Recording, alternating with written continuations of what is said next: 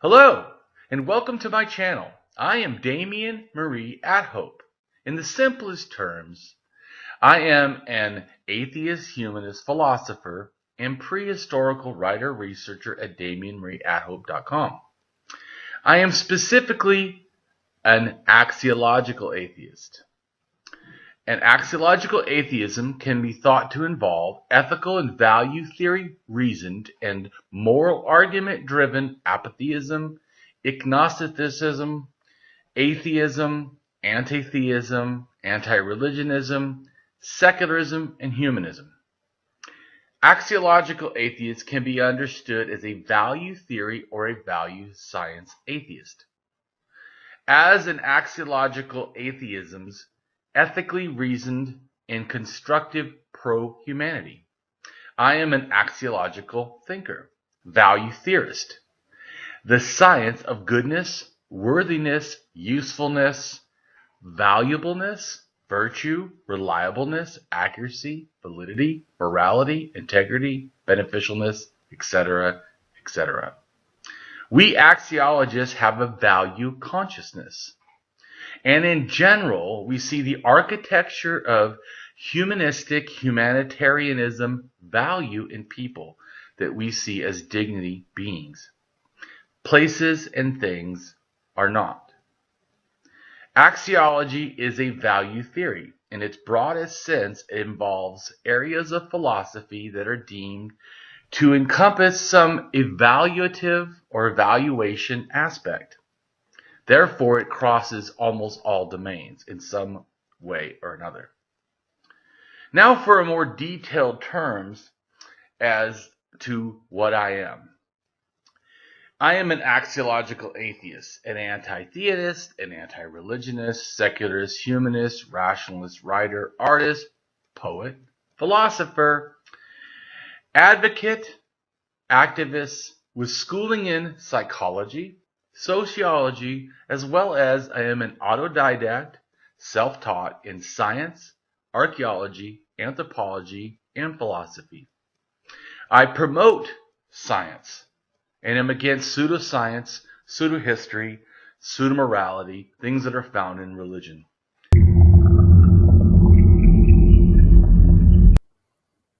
Hello. Hey, How's it going? so my voice sounds a little bit weird. It's because I got Bell palsy. My side of my face is drooping. Oh, geez. See? Right. Smile. What happened there?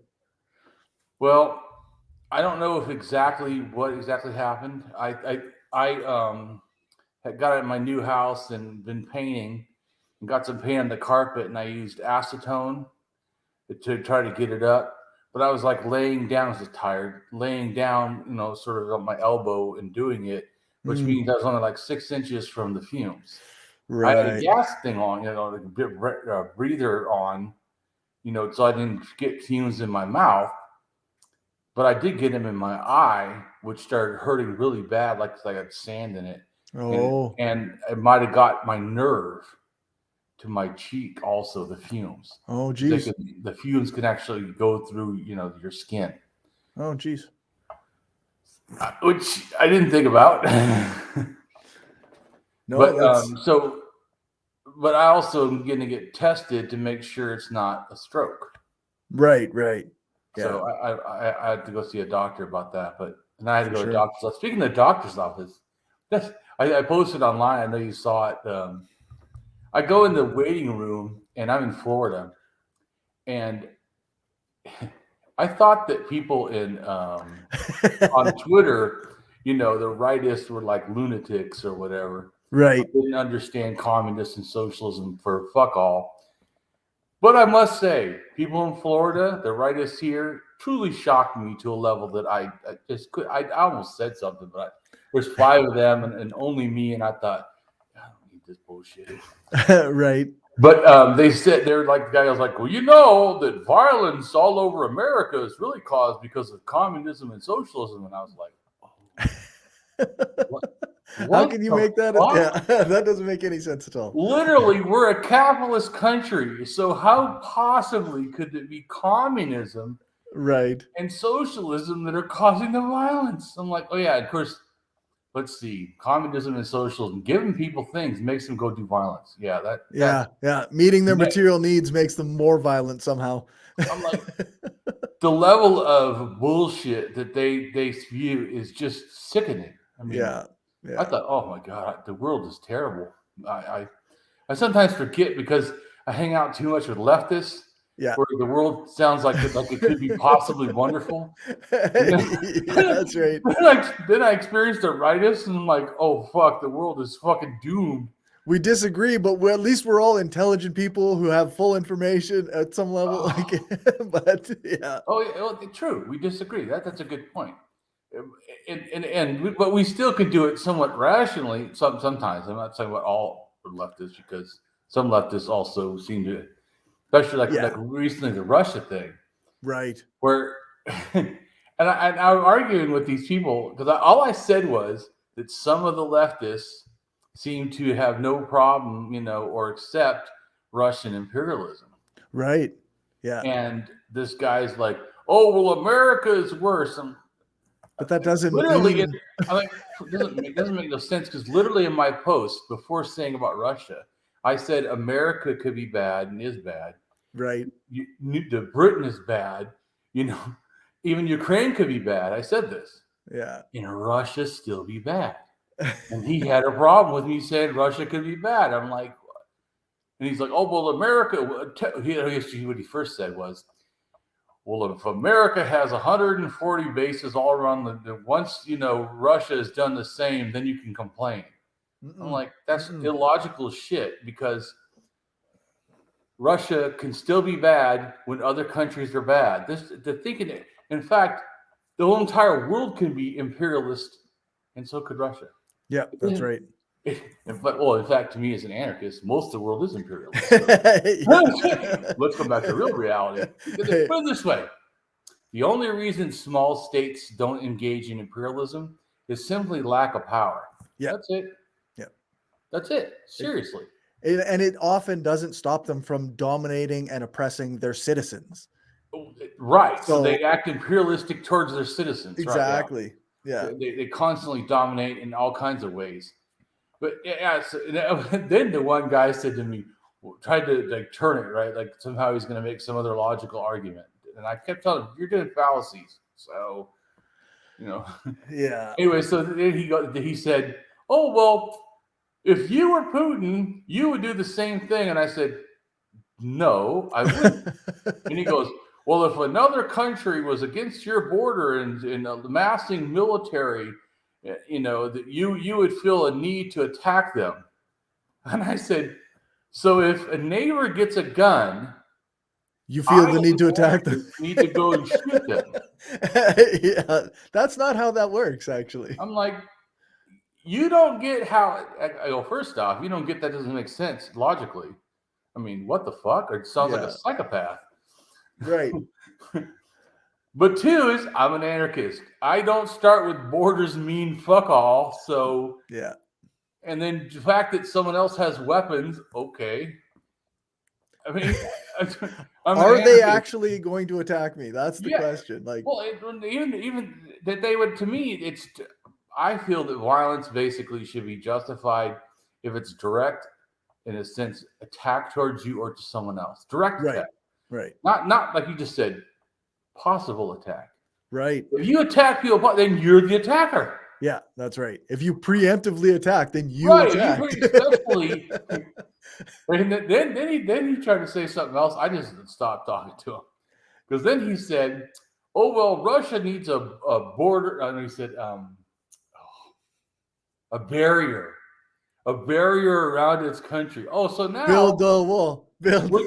No. Barrier is in like go into other countries and make a buffer zone or something. Oh, like a neutral zone. Is literally imperialism. Yeah. I mean, yeah. Literally. So you're saying that he should do imperialism because it just gives a caveat that this is why. Right. Yeah. Yeah. This is a justification for imperialism. Yeah.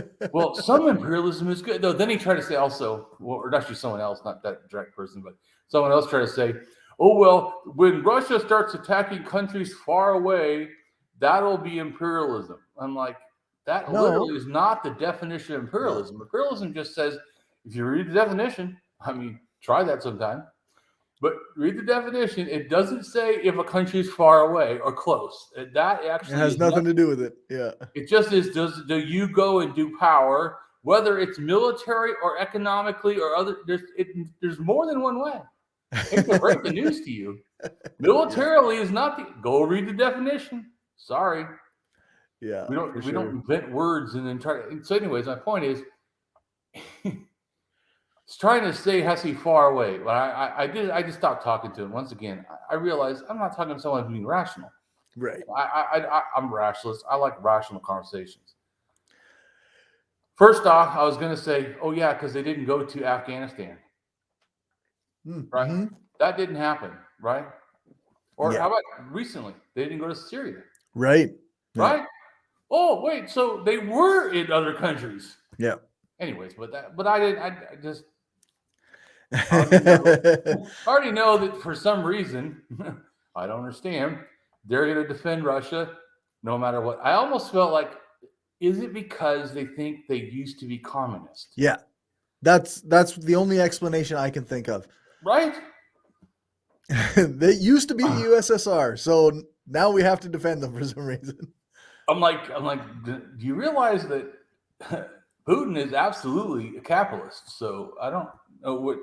Yeah, and Russia now is even like more of an oligarchic state than. Oh, absolutely.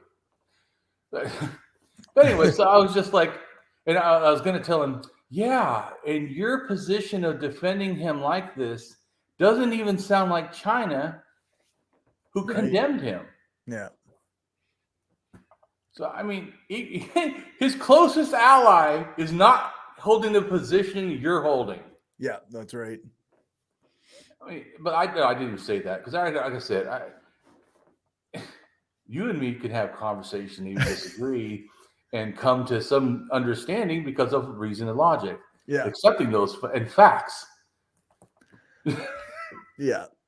And I told him anyways, when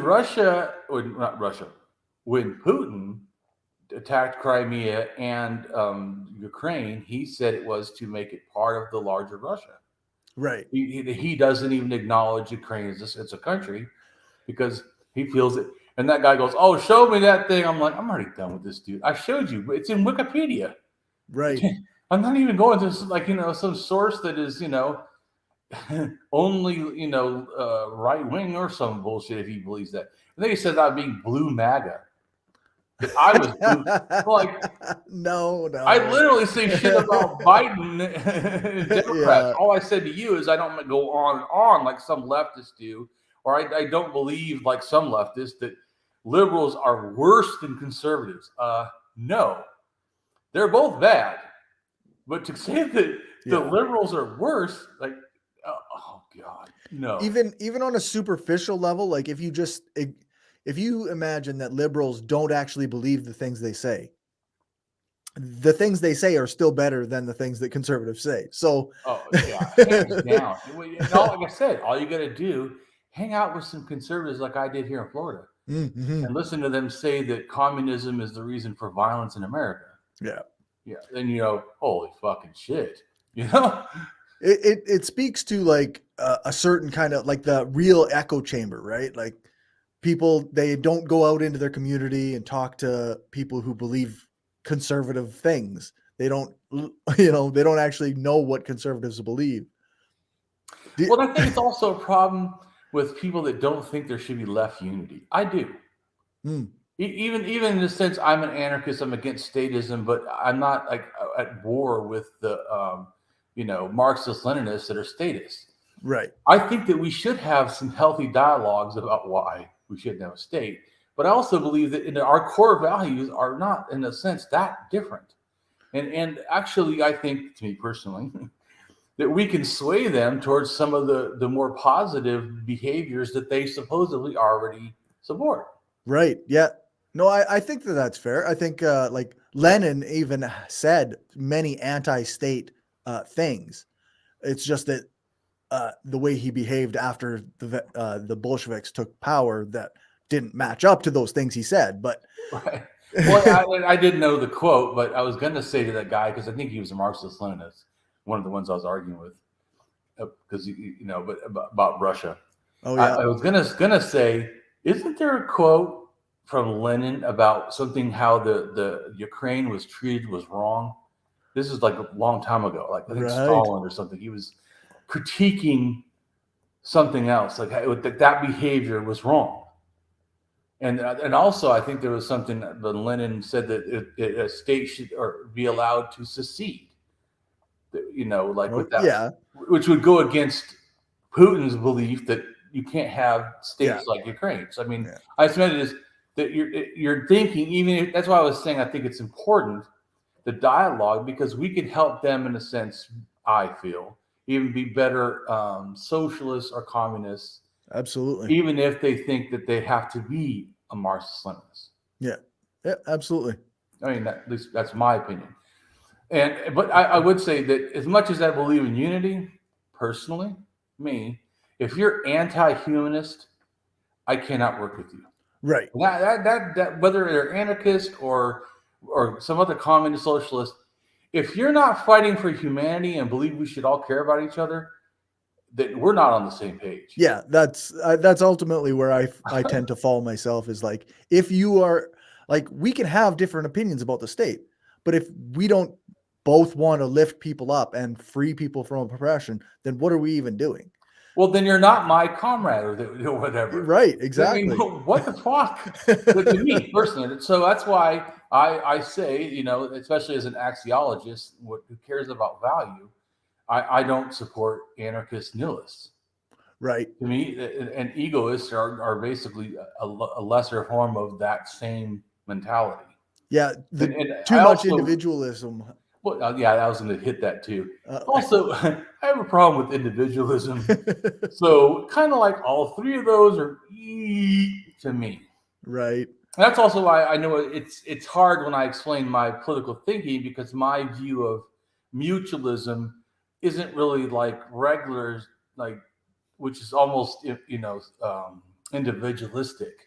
Right. Whatever. Or I like some of the things, and I believe in the behavior. There's like a couple of things I really like. I really like the mutualist bank idea.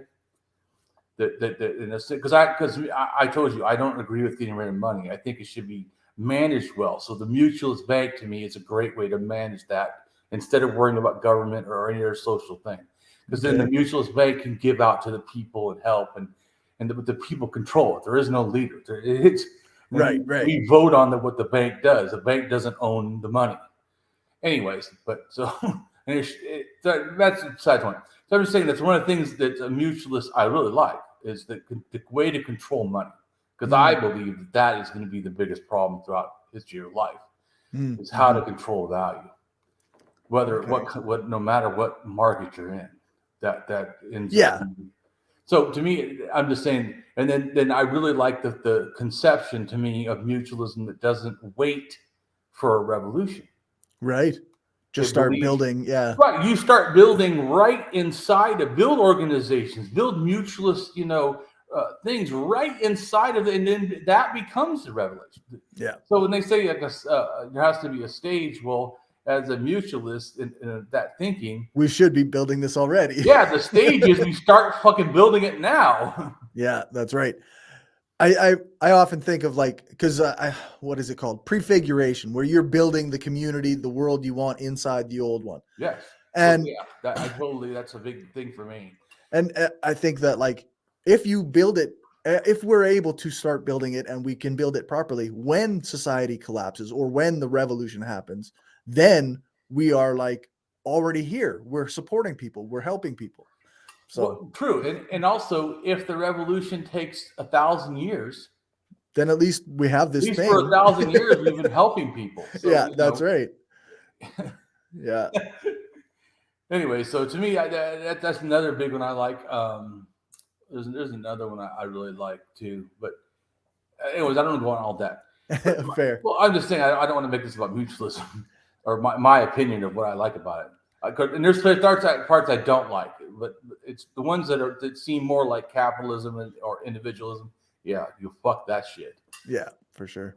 I'm a collectivist. So anything that starts to affect that theme of mine is like I said, humanism.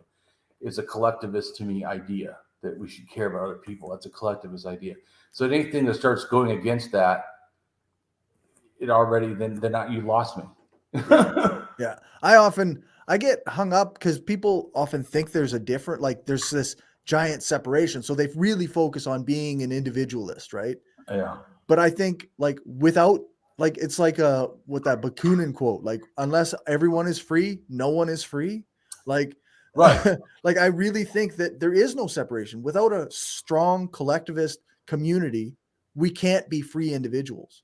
So and to me, like I said, as it goes back to the humanist, I know, to me, nihilists and egoists don't get this. It's like, I know psychology. If you take a person and you put them in a cell by themselves, a self person, without other human contact, it's certainly positive, they will fucking go insane. Yeah. Or have massive emotional and mental problems that they wouldn't have had. Yeah. So there absolutely is this need. It's not, that's why I think like the hierarchy of needs. Someone tried to say there's a Native American way that violates all that. And I'm like, yeah, but unfortunately our psychology, I'm not saying that every single thing that Maslow said is true, is correct. No, but a lot of the stuff he said is correct about the hierarchy of needs, that certain things. I just think also that having companionship or of other people or whatever is absolutely. Just think it. Parents will die for a child. It's not because the child is some individual worth more. It's about the bonding and caring. You care so much. The emotional attachment means so much to you that you're willing to die. Yeah, that's right. So that's what I'm saying. This individualism to me is just a narcissistic fantasy, because even individualists like to hook up. This one nihilist who's an individualist, he was like, "Oh, we should get together with other anarchists." Why? Why would you want to? You want to build community? I thought you wanted to be individual. Right. Yeah. Seems like you're countering what your ideals are. Well, it's a fallacy. It's a fallacy. The individualism is what we are. Mm-hmm. And I think it's important. I don't disvalue the concept that we're an individual. Just like I said about nihilists. They say the world is fucked. I say the world is fucked. We're both agreeing on that. Yep. The problem is their conclusion then don't fucking care and destroy every fucking thing in the world. What the fuck? No, you've gone the wrong way with it. Whoa! So you're going to become the problem just supposedly because you're mad at the problem. Right. Yeah, that's like I said. What the fuck? That the same thing, to me about caring. That someone will say, "Oh, there's no one cares in the world." Yeah, then you need to. Yeah, that just means that those of us who do care, need to work that much harder. But yeah, so like I said, I can't work with that, and no one likes block nihilists because I already know that there are people I can't reason with. Right. Yeah. So and I also because I just don't want to get into big long arguments. I already told you I'm done with being an activist in that sense where I fight every fucking battle and try to convince with reason every fucking moron or person who's in error or person who doesn't grasp fallacies. I think of the tweet from Anarchopac that where she said, I don't come to Twitter to argue. I come to Twitter to post, and then I will continue doing other things. I'm not here to argue with you. So, yeah. Yeah. So I don't have, like I said, that's why I want to get the videos out, is because I want to do education. That's really what I would rather do. Yeah. So anyway, speaking of that, can you go ahead and read the pre stuff? I just wanted to hit the Russia stuff, and because that was fair. Yeah, needs for to be sure. addressed, obviously. All right. So for our pre-show stuff, it says Damien is upset about warmongering Biden seems, or how warmongering Biden seems. And Atheist responded, Seems, ? He's always been this way. Don't extend any gracious doubt in his direction. To which Damien responded that what he said was that he said, seems as Damien thinks Biden wants to act more than he is just to distract how Biden is leading and how it makes his image seem stronger when he is not. Damien knows Biden has funneled money to war, yet not the poor. Just like most American leaders, war is their only way to try and look for power. And Atheist responded, oh, he thinks war is Biden's goal. It extends capitalist interests, and they're quite desperate to ruin the world if it means that, and keeping socialism at bay. To which Damien responded that Americanism is capitalistic imperialism with a self-serving goal to fight socialism and communism, seeing anything not indoctrinated into capitalism as a threat. Atheist responded, indeed, they would rather imagine the end of the world before imagining the end of capitalism. As an aside, that's an actual quote by somebody who, like a socialist writer. Oh, well, the atheist is big on reading theory and. Yeah, he's very well read, yeah. or they are very well read. I'm not sure of their gender, so. I think it's he. Okay. Damien's response was, exactly, Americanism is a vile worldview of smoke and mirrors. It is elitism and wealth above people. Americanism doesn't really support freedom if you choose to use that freedom for communism or socialism, and they would prefer dictators agreeable to America than freedom of the people. According to the Council on Foreign Relations, loving dictators is as American as apple pie. And then you provide a link from the CFR. Right.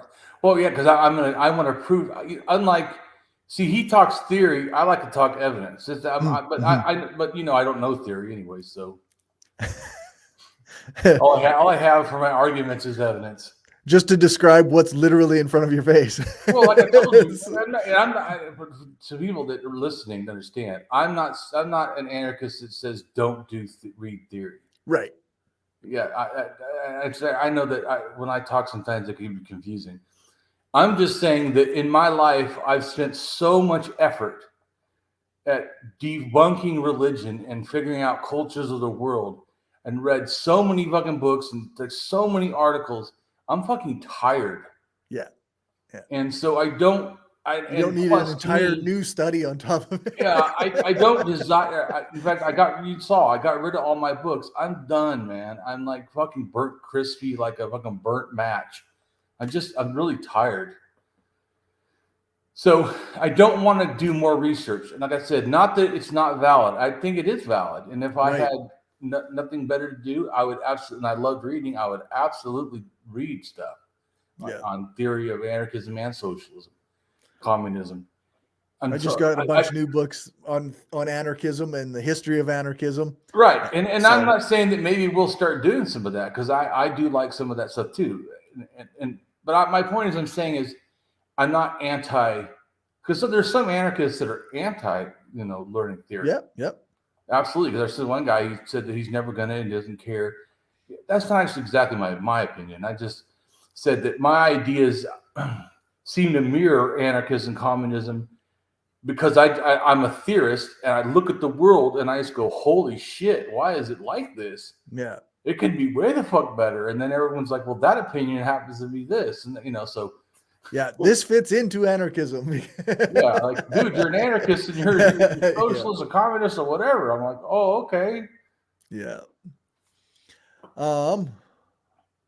Yeah. Okay. So then Atheist responded, if any nation promotes war, it isn't really free. Americans are trapped, but we socialists have the solutions if they just listen and learn. And Damien responds, I totally agree. Americanism is always a war hunger. It extends the capitalist interests of Americanism. Is fueled by. To Damien, Democrats or Republicans, it is Americanism to be a warmonger, always funneling money to the war but not the poor. Red or blue, we have bombs for you. Just like most Americans, leaders' war is their way to try and look powerful. Americanism is a vile worldview of smoke and mirrors. It is elitism and wealth above people. Americanism doesn't really support freedom.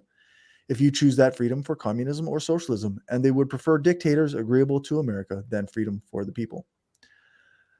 Which actually they did in Chile. Oh, they did multiple times. Yeah, that's right. In multiple. Well, I mean, just like even Saudi Arabia, they have the kings and all that because of us. Right. They wouldn't have had that. They were able to do that because of us. Because we like them. Because why? Because they're favorable to America. Because they sell us oil, and they always say this that it's countries, that have American interests. Yes. They support American interests. Yeah. They don't give a fuck how free or non-free or violent. They support American interests. Yeah. Yeah, that's right. If Americanism has taught us anything, it is that this quote-unquote land, people claiming colonialism as a birthright, loves bigotry, hate, lying, violence, denial, and unscientific explanations to just about any damn thing that can't get away fast enough. Yeah, that's pretty spot on. The sad history of democracy is one of continued bigotry of elites and slaves, but now with a happy face, or less unhappy faces, I should say, for more accuracy, as some non-slaves were a little more equal in a limited kind of way and or scope. Americanism fetishized freedom, but really cares about America's power, both economically and militarily, truly to support its capitalistic desires. According to NPR, American presidents have hosted friendly visits with leaders from undemocratic countries with questionable human rights. And there's a link provided. America is not spreading freedom across the world, according to Politico.com. This is true even with believed good presidents of America. America's 25 most awkward allies, how Obama has curried favor with a rogues gallery of tyrants and autocrats. And there's an article from 2014. Well, I'm trying to show it's not my leftism or my anarchism that I just have this biased opinion or some shit for people that are, watching this that are not already on our side of thinking. Right. Our thinking is not just because we read theory or because we just hate America because of some bigotry. Right. We're literally, there's justified reasons to what we're saying. That's all. Yeah, it's I heard somebody say the other day, like, as for foreign policy, when it comes to foreign policy, both Democrats and Republicans generally have the same policies. It's always America first. It's always domination. True. Totally true. Yeah. So, there's another article from 2018. Freedom and justice are lies used by Americanism to protect capitalist wealth. According to the Washington Post, yes, the U.S. sometimes supports warlords and dictators. Right. Which would be against their bullshit lie. America spreads freedom around the world. Yeah. Oh my God. Yeah. The opposite of true. Yeah. Well, that's obviously not true. Yeah. American propaganda and the myths of freedom, equality, democracy, and liberty. That's a new blog post from Damien in 2022. America is a country of shame that glorifies itself as the hero while actually a constant threat, a real constant threat, part of the world's problems. Capitalism, bigotry, war, and nationalism. Capitalism does not reduce poverty. It simply moves it to different countries or communities and claims victory. Capitalism is an unethical economic system based on profit over people.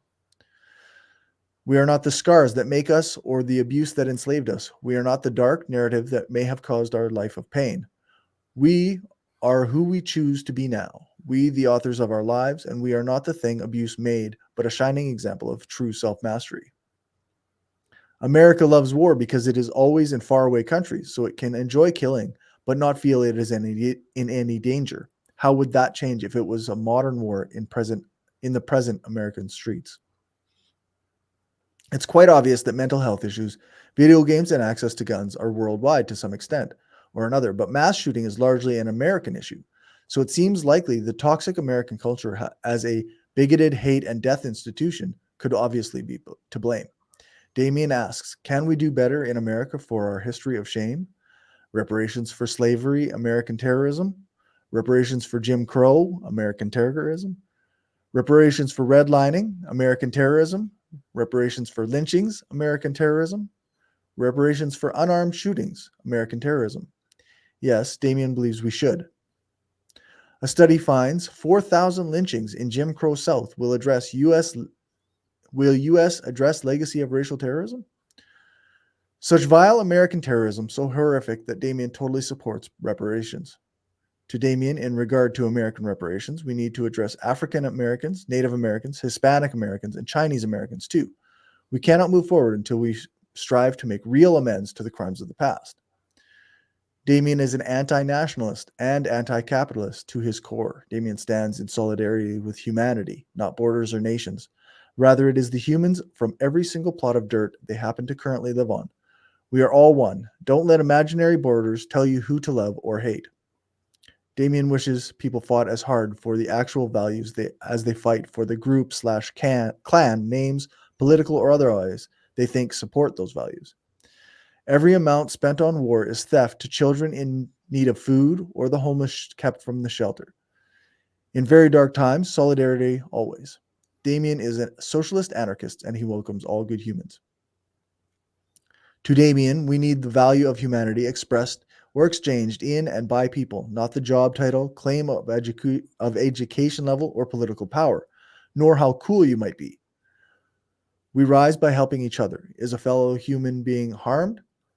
Then hell yes. To me, it is personal. A person of honor is not the same as a person who is never mad. Damien asks, imagine a world with enough excess to support all humanity, yet we choose to change for everything, even that found for free in or on the land. And a sociopath society, more move to want killing in war, spending almost like an addicted mind bent on killing itself rather than change.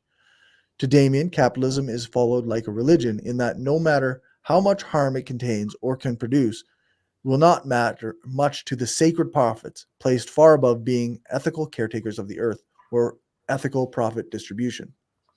As always, the privileges of the powerful always come at the expense of the most vulnerable and valuable. Damien states, so often your apathy at the injustices of others is just you with your vile, rotten humanity, flaunting your support for not carrying up until and if it would or could happen to you, just like an evil, selfish mind would. Capitalism is unethical. Capitalist, immoral wage theft is always sold as amoral, sacred profits. To Damien, in times of struggle or strife, we humans can be most out of shape mentally, so be patient as you can with others, as we are all going through hell right now and desperately need each other. I just strive to live in the wonder of the moment. I value each experience as much as possible. I welcome life. I hope to live a life of value. Damien asks, what is the price of a tear? What is the cost of a smile? Can one see clear when others pay the price for their fear? If we don't stop the suffering and harm, will the cost be more than we can take to our humanity? I feel disappointed and somewhat disturbed by the passion for war too many people seem to express. To Damien, like war is fun video games, not killing in real life. I welcome peace and want all war to end. I'm also sad at all harm and wish reason, not war, wins. How are so many happy at war? Supporting the struggle of defense is not the same as supporting war. Violence is acceptable for self-defense and other defense, and Damien strives for non-aggression as a way of life. Damien hates all acts of violence, even if for defense, as the loss of life is just that, the harm Damien wish ended. Damien often says too much, and he likes that about himself. Damien asks, just think of the wealth plundered from Africa by the evil colonialism of humanity's dark past. These same piece of shit countries, quote unquote, piece of shit countries, now that there are some of their citizens who look down or feel no need to help people, their country plunder like madmen and murder like evil fiends. Damien asks, who should win, the truth or one of our egos? To Damien, so many Americans hear the ugly truth about America, and instead of hating the harm done and ensuring change, they get mad at anyone bringing up America's shame up and can't wait to make excuses for it all. America began as a great lie built on selfishness and bigotry, not true freedom or equality. and it's a lie to say otherwise. So many laws by governments are to oppress self-sovereignty and create a dependent population scared to be itself. To Damien, the clear fundamental issue is anarchism is self-sovereignty / responsibility and freedom. So when I hear about it limited to anti-statism, Damien does not see this as fully grasping anarchism, as it is about values, not lack of group unity or rules, but freedom from authoritarian and hierarchy rulers. Damien feels he does anarchist teaching of prehistory in that he doesn't just make a blog expecting people to come to him. No, Damien takes all his knowledge, and like a guerrilla soldier, Damien force feeds it to the world, all his knowledge, one piece at a time if needed. That is just what is needed. So Damien heeds that call and teaches in public. Under capitalism, Damien learned not to care about others' suffering other than to say, at least it's not me. But true humanity, not capitalism, would say no one should suffer. We should all do what we can to change things, to change all the things harmful to humanity, because real lives hang in the balance. And that's the end of the pre-script. Right. The reason why it's important and relative to all that stuff that we talked about, even the Russia stuff, is Mesopotamia that we're talking about is wars and wars and wars. It's almost like nonstop wars and oppression of people and statism. So this is totally relative to me. Yep, for sure. And I wanted to address America, strongly, so people can quit acting like as somehow I'm blue MAGA. Like, Right. What the fuck? Yeah, it's really weird to be like pointing out all the things that are wrong with not just the Democrats, but America in general, and still get accused of being a liberal. It's like, what? No. Very strange. Well, I think it's because they're used to that is a good excuse. Mm-hmm, mm-hmm. Like, if you're not on my side, well, I'm like, but I am a socialist. I am on your side in a sense. I just disagree with the argument you're currently trying to use. Yeah, and that's the thing. Like, it's to say, I don't disagree with like your goal. If your goal is the lifting up of people, the freedom from oppression, the equal Absolutely. rights for everyone, like, of course I don't disagree with that. Exactly. Yeah. Well, and that's why it's important. The Mesopotamian stuff you're going to read is they try to, once again, just like, conservatives or liberals, and you said the goal ends up being war. Yeah, that's no different than Mesopotamia. They claim to care about, whatever city first, or right, the city you're first, like America first, right, yeah. I'm a what do they call it? A shepherd. I'm a shepherd of my people. Like, dude, the bullshit has never been any different. Right. It sounds a lot really familiar, oddly enough. Really familiar. Like, wait a minute, that almost word for word is what the shit they use now. All right. So I'll share this. By around 7,000 to 6,000 BC, people began to move south along the Tigris and Euphrates rivers to what were by then the fertile floodplains of Mesopotamia, specifically in the land that today makes up most of Iraq and parts of northern Syria. Mesopotamia, which means land between rivers, is the Greek name for the area, and it's here that early farms began to really take root on a much larger scale. Okay, so that's that one. And then the next one is about Lugalzagesi. Right. Which is a ruler, king, whatever, of Mesopotamia. And the last, in a sense, of the Sumerian kings. Before the Semitic, like Babylonian, Semitic kings take over. Okay. Lagash's weakness had not gone unnoticed by its neighbors, most notably by the new king of its great rival, the city-state of Umma. In 2341 BC, a man named Lugalzagesi became the new Ensi of Umma. Not much is known about his life before he became king, but in his second year as Uma's ruler, he attacked and ultimately conquered the city-state of Lagash. Perhaps out of vengeance for so many centuries of being bullied by its once great rival, Lugalzagesi's men burned, plundered, and destroyed Lagash, its capital of Girsu, and all of its holy places, including the great temple of its patron god, Ningirsu.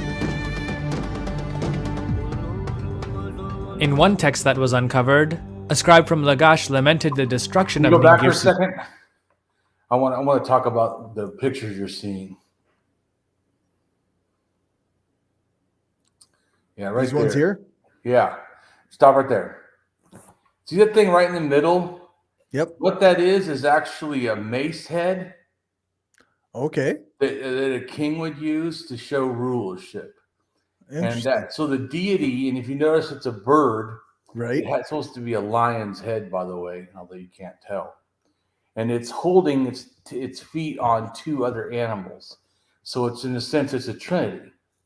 Okay. And but there's the being between two animals. It starts at least 8,000 to, if not 10,000 years ago, as a show of rulership or power. Okay. So not just with birds, I mean with people too.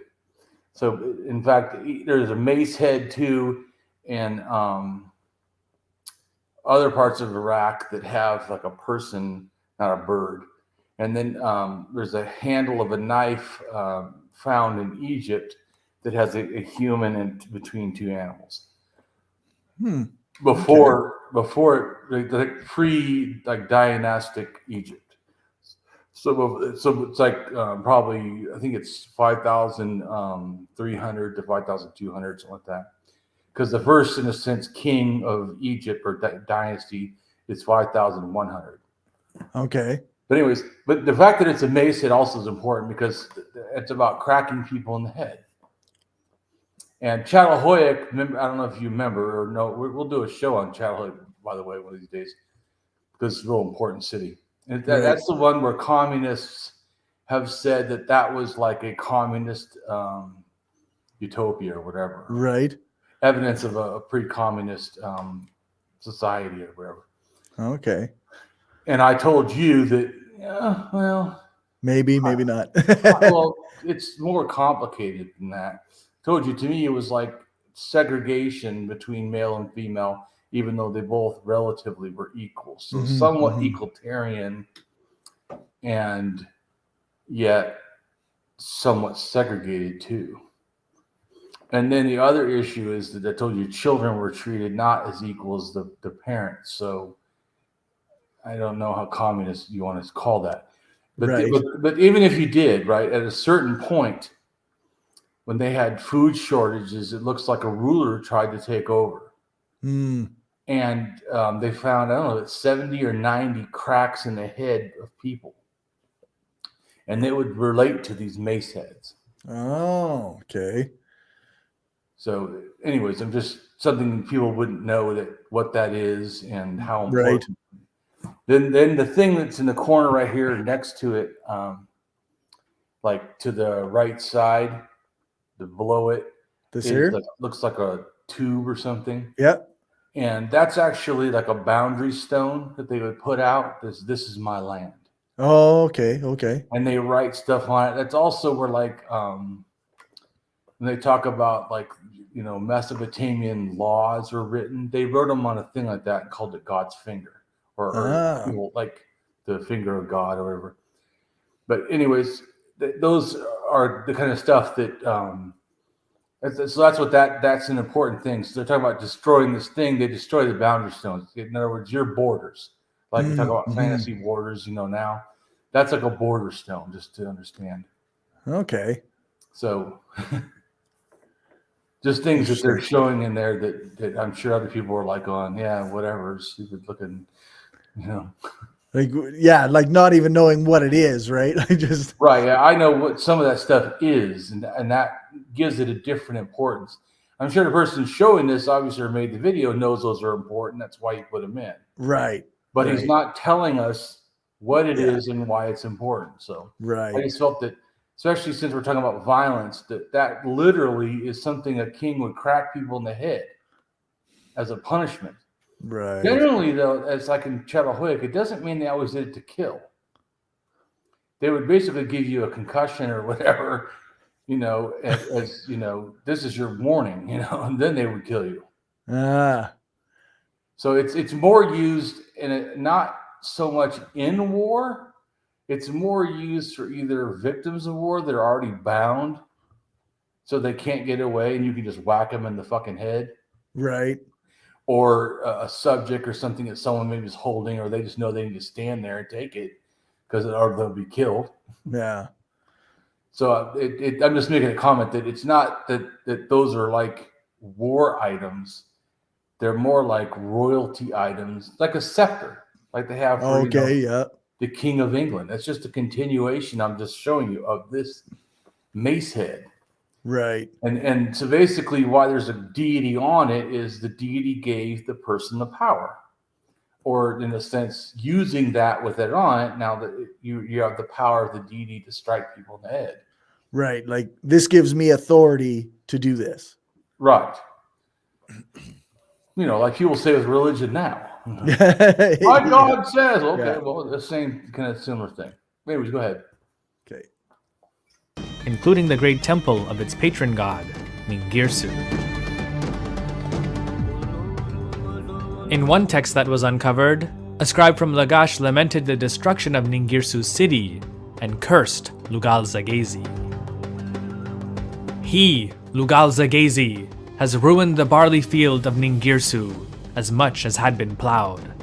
Because the man of Umma destroyed the bricks of Lagash, he committed a sin against Ningirsu. He will cut off his hands which had been lifted against him. It is not the sin of Urukagina, the king of Girsu. May Nidaba, the personal goddess of Lugalzagesi, the Ensi of Umma, make him bear all his sins. Lugalzagesi, though, did not stop with Lagash, and would go on to claim to control not just all of Sumer, but the lands from the lower sea, that is the Persian Gulf, to the upper sea, meaning the Mediterranean. In a well-known inscription on a vase that he himself had commissioned, Lugalzagesi wants us to know the following. When Enlil, the king of all the lands, had given the kingship of the land to Lugalzagesi, had directed him the... Enlil is not he said it's a king. Maybe it's a king named himself that, but Enlil, I think, is a deity. Right. Yeah, so, I think we talked about, I don't know if it was this quote or if it was something similar last time. Yeah, but I'm just saying that he said it's a king, but maybe the reference might be king of all the lands, as in other words, God owns the land, so he can do with what he wants, sort of. Right.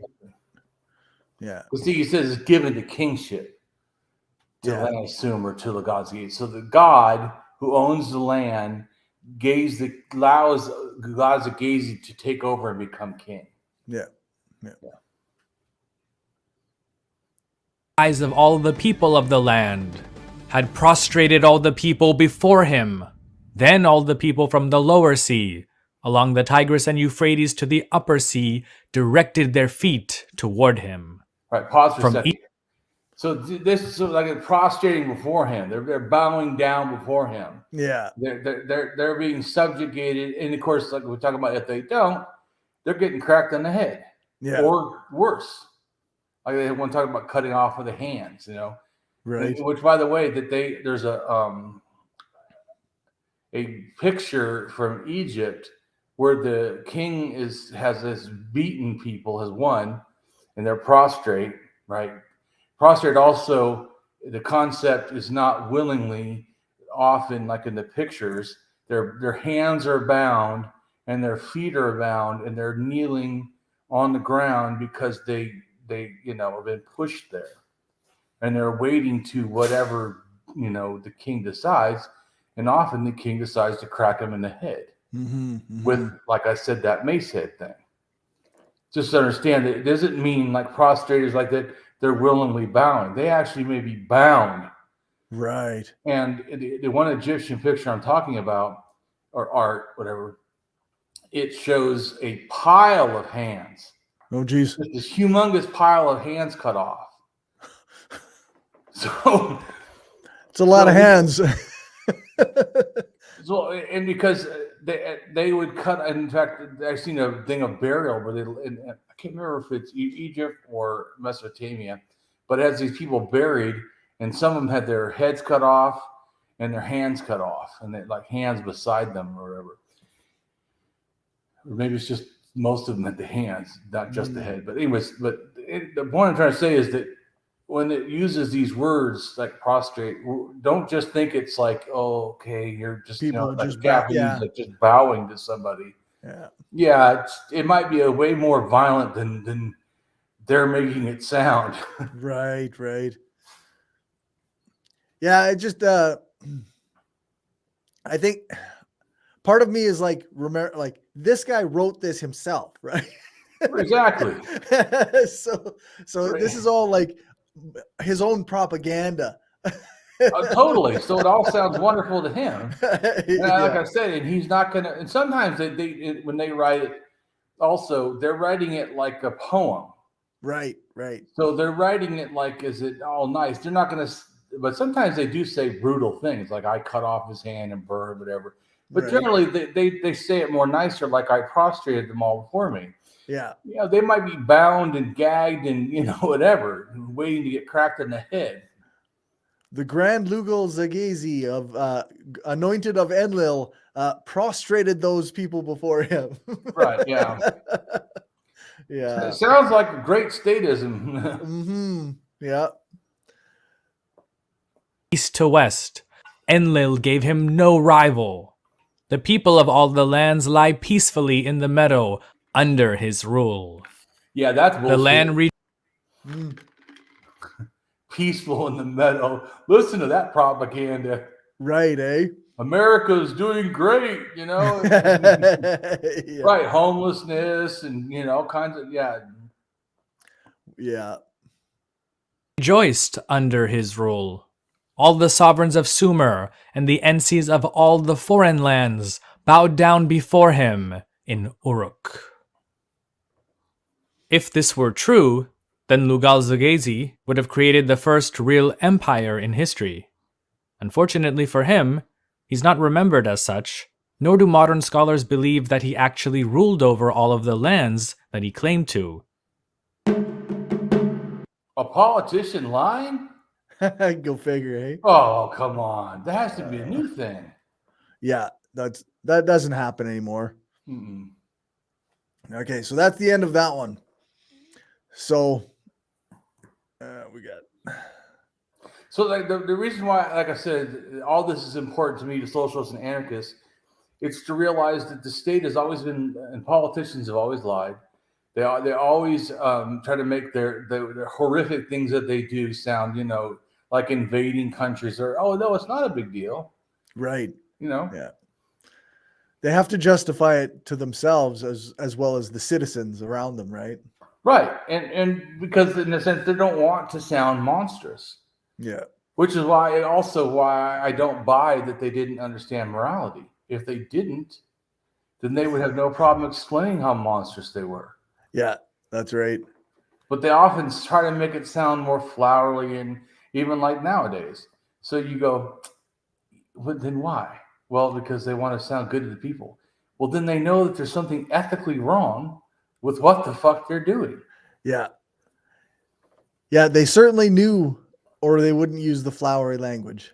Exactly. There's, I know they're making poetry, but once again, if they're not adding it, because they can make poetry how wonderful it was to, slice his throat and whatever, right, and peel their skin off, Yeah, that's right. But obviously, they know that that's not really a good thing. So I'm just making a comment that I don't buy this when people go, oh, well, you got to understand back then, peeling off people's skin was a sort of a normal thing you did. I'm like, or chopping off hands and all that. And I'm like, yeah, no. Not everybody was chopping off hands. Yeah, exactly. So we've got warfare in Sumer. Warfare in Sumer predominantly consisted of small-scale conflicts between city-states. Sumerian armies consisted of bronze-armored soldiers armed with various weapons, including spears, swords, and sickle swords, engaging each other in phalanx-like formations. When besieging cities, battering rams, and sappers would be used to breach the defenses. On the open battlefield, chariots were also used. Most wars were fought because of intercity rivalries or for wealth, resources, and prestige. Pause for 1 second. And isn't that why they're fucking fought now? Oh, yeah, for sure. I mean, literally, you could just change that. You could have said that last part and added America or Britain or whatever, Spain earlier, Yep. or Russia. All those are like almost exactly what happens now. Yep. Yeah, it's always, wow, it seems to be always wealth and resources. Prestige seems to come with wealth and resources. Right, So- exactly.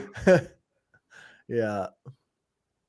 Like, make America great again, or Right. Putin saying he wants to make the great Russian, federation again, or whatever. It's Yep. Military victories were later glorified in Mesopotamian art, a major source of historical information. During the Uruk period, 4000 to 3100 BCE, or 6022 years ago to 5122 years ago, also known as the Proto-Literate period of Sumerian history, jobs in Sumeria became more specialized, leading to city-states forming armies. The armies of Sumer could have thousands of soldiers. Some city-states could field armies 5,000 or 6,000 men strong. These large armies would consist of many military units. Smaller units would often be combined into larger ones. Other known units include the Shub Legal, meaning slave of the king, which served on household troops. In times of peace, the sovereign gave lands to people who exploited, and at times of war, they forced them to take part in the king's campaign. right. So kind of like feudalism. Right. Yeah, you can have this land and use it, but now you got to fight. Right, exactly. I mean, it literally, the Knights of the Round Table kind of shit, it's mirrors this, and this shit is old as hell. Yeah. My point is, I'm trying to say too, like even like the feudalism, when they make these strong lines of here's when feudalism start. Well, the seeds of feudalism definitely started in Mesopotamia, nowhere else. Right. Yeah. So they're a hell of a lot older than people are trying to act. A lot of the stuff that people try to say is younger Mhm. had, at least if nothing else, the seeds of it were older. Yeah. Absolutely. Yeah. They were free workers who received lands from the kings in return for their labor. They were at the service of a foreman. Yeah, no, that's feudalism right there. Causes and conflicts. Wait a minute. Am I converting Cory to Damien's thinking by evidence? Yeah, just presenting the exact situation just describing reality, I guess. Right, but like I said, I know when people hear me say stuff, they think, "Oh, well, Damien hasn't read theory, so he can't possibly know." Well, Damien may not have read theory, but Damien has read evidence from history, so that gives me definitely, since Marxism is all about historical, analysis. Yep. Well, I did the historical analysis, and I'm presenting the historical facts. Yeah, for sure. Causes and conflicts of warfare in Sumer. One common cause for war was rivalries between city-states, often caused by previous conflicts. For example, Umma and Lagash waged several wars against each other, while the cities of Uruk, and Kish all rivaled each other. Wars were often started as one city-state tried to secure greater power. A legendary example is Gilgamesh, king of Uruk, declining to become a vassal of Kish. Records show that some wars were started to control trade routes and their valuable resources. King Meskigasher fought wars in the Zagros Mountains for timber, metal, and stone, while Sumerian... Iran? Iran. I'm just saying that Zagros Mountains are in Iran. Okay. While Sumerian myths recording wars against the mythical kingdom of Arata most likely represent real campaigns in Iran for lapis lazuli and tin. Elamites and Gutians would often raid the city-states' vital supply routes. Many And city-states... both of those are Iranian groups.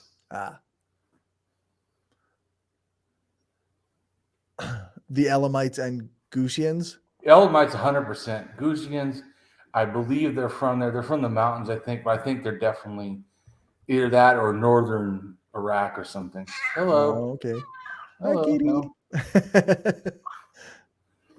So lapis lazuli is a stone. It's a type of like precious stone or whatever. That's what they want. Hey. This is my spot now. Yeah. Many city-states formed military alliances to defend against such raiding. It is probable that over time, inhabitants of villages migrated to the cities because the cities provided greater protection, causing the rural population to shrink. Victory in war brought pause 1 second right there. Oh, yep. When they say it like that, what they really mean is that violence was so bad that being outside the city was in a sense dangerous because they would just come and take everything, right? Kill and rape your, and stuff. So you go into the city where you basically enter capitalism, and now you're under this, the rules that are in there. And not that it's good, but it was better in a sense than being raped and pillaged outside of the city, or the risk of it. Yeah. Victory in war brought prestige and wealth to the king of the victorious city. During the early dynastic period, there were an increasing amount of wars between rival Sumerian city-states. These wars were very small scale. The cities of Umma and Lagash, who fought many wars against each other, are only 25 miles apart. Most battles took place only a few days' march from each involved city-state. One war known to have taken place over a comparatively long distance was between Kish and Elam, who were located 160 miles apart. Modern historians know very little about the tactics of Sumerian armies because records glorify victories, but rarely talk about how the battle was fought. Sumerian soldiers would besiege cities using battering rams and sappers, while the defenders built towers. Although the walls of some ancient Sumerian cities may not have initially served as defensive fortifications, being originally designed to protect cities from wild animals and floods, and to demonstrate the power and wealth of a settlement, they eventually took on a defensive aspect. Moats also became widely used in the 13th century BCE, or 2,152 years ago, to 2,142 years ago. Once a city was captured, its walls would be destroyed in order to humiliate the city, which was also looted. A large section of the population would often be captured and enslaved, while the victor would dedicate the spoils of war to the patron deity of their city. Yeah, God gives us this land, like manifest destiny. We had God's support in our military conquest. Yeah, exactly. People still say shit like that now. Yeah, for sure. God has blessed America. That God bless the troops or whatever. Or God save the queen or whatever it is. Right? That's right. Yeah. Didn't do a good job of it that last week. So now we're into some dates and some dynastic periods. Early dynastic period, 2600s BCE, or 4,622 years ago. And there was Kish with Embargisi, Mesilim, Meskianum, Nun, and Ilulu. In Uruk, there was Gilgamesh. So these are the cities and then their rulers, right? Correct. And when it comes to Gilgamesh, it's not 100% sure that that's a real person. Right. But it may have been a real person who was a real king. That's what the historians, are not. I'm just wanted to clarify that just because you said that doesn't mean that I'm agreeing or the historians agree that it's 100% sure that's a real person. It is believed that it might have been a real person that became, in a sense, a demigod. Right. Demigods, if you'll understand, a demigod is generally someone who is, in a sense, deified almost. We would call him now like a saint or something. So it's like a sacred person or something. So it's something less in a sense than an actual god. But they're they more have to than be a some human. kind of magical or special thing or something. Yeah. I'm just trying to relate it to people that can grasp what it means. Yeah, for sure. So Ur had Imdagud and Ur Papilsag, Mescalamadug, Akalamdug, Mesenapada, Ananpada, Meskiagnon, and Ilulu. The early dynastic period, 2500s BCE or 4,522 years ago. Lagash had Anhagal, Lugalzagesi, Nanchi, and Akurgal. Uma had Papil Galtaku and Ush. The early dynastic period, 2400s BCE or 4,422 years ago. Kish was led by Lugal Kinishi Dudu and Lugal Kisalsi. Uruk was Lugal Kinish Dudu and Lugal Kisalsi. Ur was Lugal Kinishi Dudu and Lugal Kisalsi. Lagash was Ianadam 1, En Tamina, En Nanadam 2, and En Tarzarzi. Uma was Enkal, Luma, Il, Gish Akidu, Edin, Miandu, and Urshudu. Adab was Lugal and Mundu, Mugsi, and Ig in Impa. Early dynastic period, 2300 BCE or 4,322 years ago. Kish had Lugalzagesi. Like we talked about before, the reason why it's not just one dynasty the whole time, like say, like God Save the Queen, that supposedly from William the Conqueror, is that what it is? I think from that time.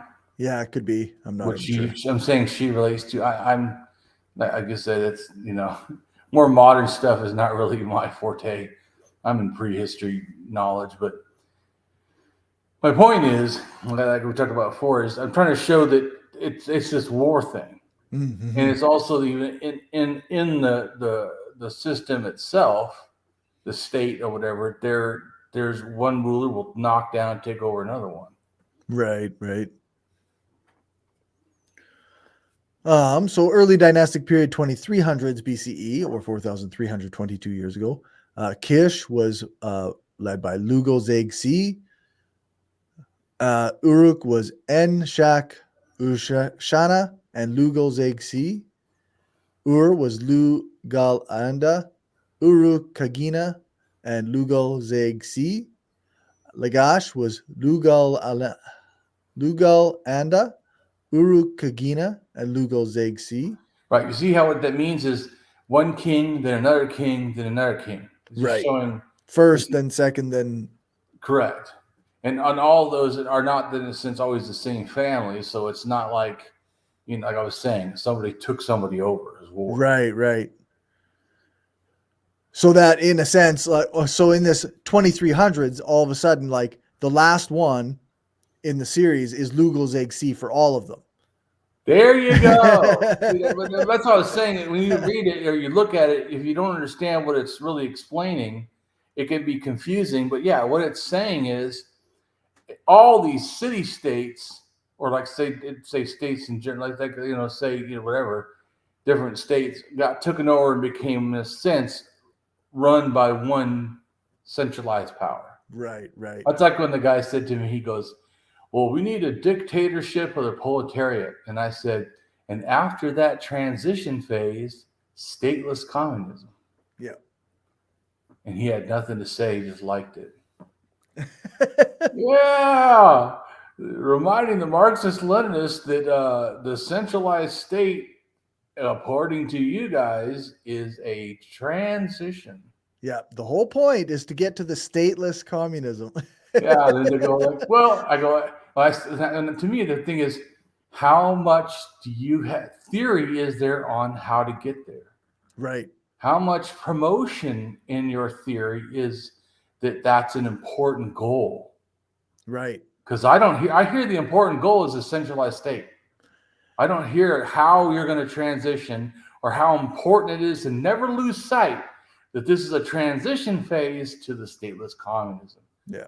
And to me, if it really is a legitimate transition stage, then you should view it as such. And like I said, I don't see why you would worship the state then, because it's only a transition. This is a needless evil to the beauty of anarchism. Or I'm sorry, stateless. Stateless communism. Yeah, that's right. Yeah, it often confuses me how that turns into like an apologism for the crimes of said states that were supposed to be transitionary states. But well, I know, like I said, when Atheist said to me, well, if I showed you evidence of communism working under, Marxist-Leninism, and I said, so they reached statelessness? they did not. So you don't have evidence of it fully working, because if you mean fully working, you must mean that it ended up where the end result is supposed to be, not the transition. Yeah. Yes, the transition happened. Okay. And then when are any of these leading to full statelessness? I mean, like I said, but anyway. Yeah. Trying to remind that, yeah, isn't the goal the same as me as an anarchist goal? I mean, is it a society that runs off itself and that helps each other? Yeah, that's right. So basically, I think I was halfway through the 2300s. So Lagash was Lugal, Anda, Urukagina, and then ending with Lugalzagesi. And Uma was Akush, and then ending with Lugalzagesi. And Adab was Meskigal, ending with Lugalzagesi. Right, showing who took all that over. Yeah. So Lugalzagesi and in the early dynastic period. Lugalzagesi, frequently spelled Lugalzagesi. Lugalzagesi. Yeah, okay. Sometimes Lugalzagesi. Yeah, okay. It's just spelled three different ways. Of Uma, reigned 2358 to 2334 BCE, was the last Sumerian king before the conquest of Sumer by Sargon of Akkad and the rise of the Akkadian Empire, and was considered the only king of the third dynasty of Uruk, according to the Sumerian king list. Initially, as king of Umma, he led the final victory of Umma in the generation-long conflict with the city-state Lagash. For the fertile plain of Gu Eden. Following up on this success, he then united Sumer briefly as a single kingdom. According to the Nippur Vaz of Lugalzagesi, Lugalzagesi was the son of Akush, governor of Umma. Lugalzagesi, king of Uruk, king of the land, priest of Anna, prophet of Nibada, the son of Ukush, Patesi of Umma, the prophet of Nibada, he who was favorably regarded by Anna, the king of the lands, the great Patesi of Enlil, endowed with understanding by Enki, whose name was spoken by Babar, the sun god, the chief minister of Enzu, the moon god, the representative of Babar, the patron of Nini, the son of Nibada, who was nourished with holy milk by Ninkar Sag, which is another goddess. The servant so of the god. Going, this god, this goddess, this god, this goddess, right. This god, this just all those names practically they're talking about is all deities. Yeah. This person is ultra blessed. But see, and why does he think he's blessed? because he was able to conquer. Right. So if he could conquer, then he must be blessed. Yeah. Yeah. I mean, if I can gain power, then I deserve it. Then clearly I deserve it. For some reason. The servant of the god Even Ness. William the Conqueror, right? Right. It seems to be a running thing through people who are like, they dominate and they defeat people through military conquest. And then they're like, but look, I got this way because I deserve it. Right. Not by murdering people.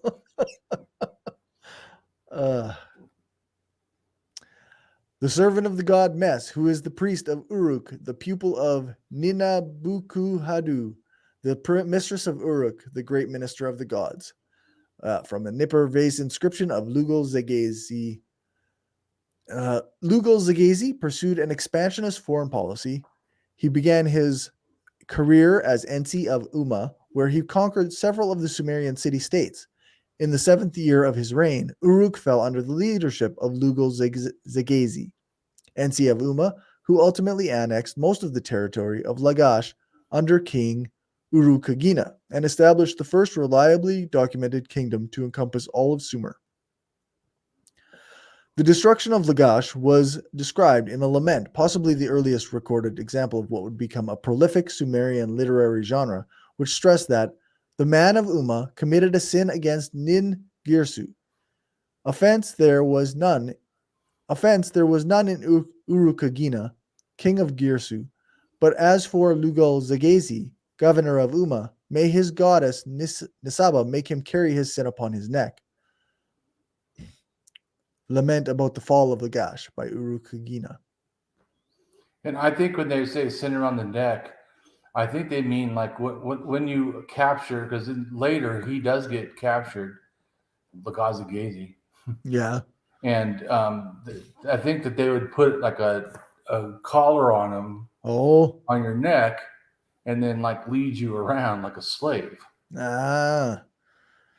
So they mean it almost literally. That's what I'm saying. I think that they're saying that they're hoping the goddess punishes you by, in a sense, making you a slave, bringing you from power down to no power.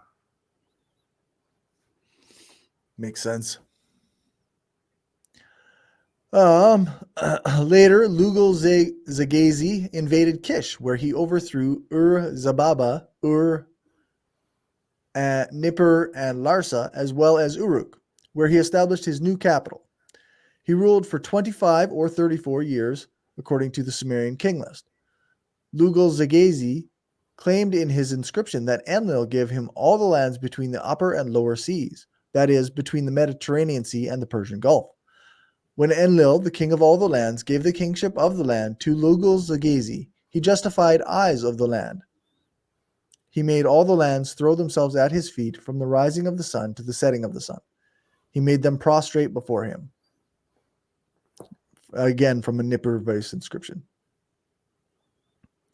Although his incursion into the Mediterranean was, in the eyes of some modern scholars, not much more than a successful raiding party, the inscription marks the first time that a Sumerian prince claimed to have reached what was for them the western edge of the world. Historical accounts from much later tablets asserted that Lugal and Mundu of Adab, a slightly earlier king, had also conquered as far as the Mediterranean and the Taurus Mountains, but contemporary records for the entire period before Sargon are still far too sketchy to permit scholars to reconstruct actual events with great confidence. So when they say Taurus Mountains, because I know some people, it has to do with Turkey. Okay. Lugalzagesi himself was in turn defeated, and his kingdom was annexed by Sargon of Akkad. According to later Babylonian versions of Sargon's inscriptions, Sargon of Akkad captured Lugalzagesi after destroying the walls of Uruk and led him in a neck stalk to Enlil's temple in Nippur. The sins upon his neck, eh? Yes, his sin upon his neck. I think it happened.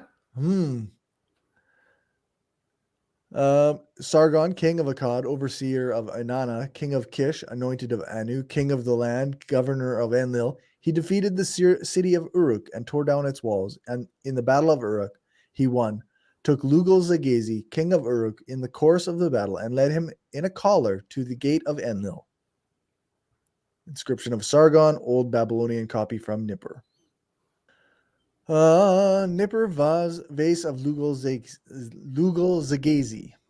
The Nippur vase contains an extensive dedicatory inscription by Lugalzagesi, which has been reconstructed from fragments of the vase. Nippur vase inscriptions of Lugalzagesi. For Enlil, king of all the lands, Lugalzagesi, king of Uruk, king of the nation, incantation priest of An, Luma priest of Nisaba, son of Uu, ruler of Uma, and Luma priest of Nisaba, looked upon truly by An, the king of all the lands, chief ruler of Enlil, given wisdom by Enki, nominated by Utu, chief minister of Suen, military governor of Utu, one who provides for Inanna, son born of Nisaba, fed rich milk by Nihursaga, a man of Masanga Anga, Anuga, a servant raised by Nigiram, the queen of Uruk, chief steward of the gods, when Enlil, king of all the lands, had given to Lugalzagesi the kingship of the nation, and he had let the eyes of the nation be directed toward him, and had placed all the lands at his feet, and had made the lands from east to west subject to him. Then from the sea, the lower one, along with the Tigris and the Euphrates, to the sea, the upper one, he put the roads in proper order for him. From east to west, Enlil let him have no rival. All the lands in riverine meadows rested contentedly under him, and the nation was happily making merry under him. All those on thrones in Sumer and the rulers of foreign lands, they determined for him to have the divine power of princeship unto the land of Uruk. In those days, Uruk spent its days under him in rejoicing. Like a bull, did lift up its head skyward under him. Larsa, the beloved city of Utu, happily made merry under him. Uma, the beloved city of Sara, lifted up its great horns under him. The land of Zabala, like an ewe stripped of a lamb, did cry out under him. Kiana lifted up its neck skyward under him. Lugalzagesi, king of Uruk, and king of the nation, solicitously serves very large food offerings to Enlil, his master in Nippur, and he pours out sweet water for him. If Enlil, king of all the lands, should say to An, his beloved father, a prayer on my behalf, may he add to my life, additional life. Excuse me. May the land in riverine meadows rest contentedly under me. May the people, like sweet-smelling grasses, spread out widely under me. May the breast of heaven function properly under me. And may the nation behold a pleasant place under me. May the favorable destiny which they, An and Enlil, have determined, never alter for me. May I be forever a proud shepherd. He dedicated this vessel to Enlil, his beloved master, for his life. Right. So Lugalzagesi wants to be both the person everyone prostrated under, and yet he's also the supposed, caring shepherd. Right. People praise him and are not unhappy. Once he defeated their rulers or what have you, everything became great. Yeah, he's awesome. He's the best leader ever. Yeah. Yeah. Don't trust military leaders who say that. No kidding.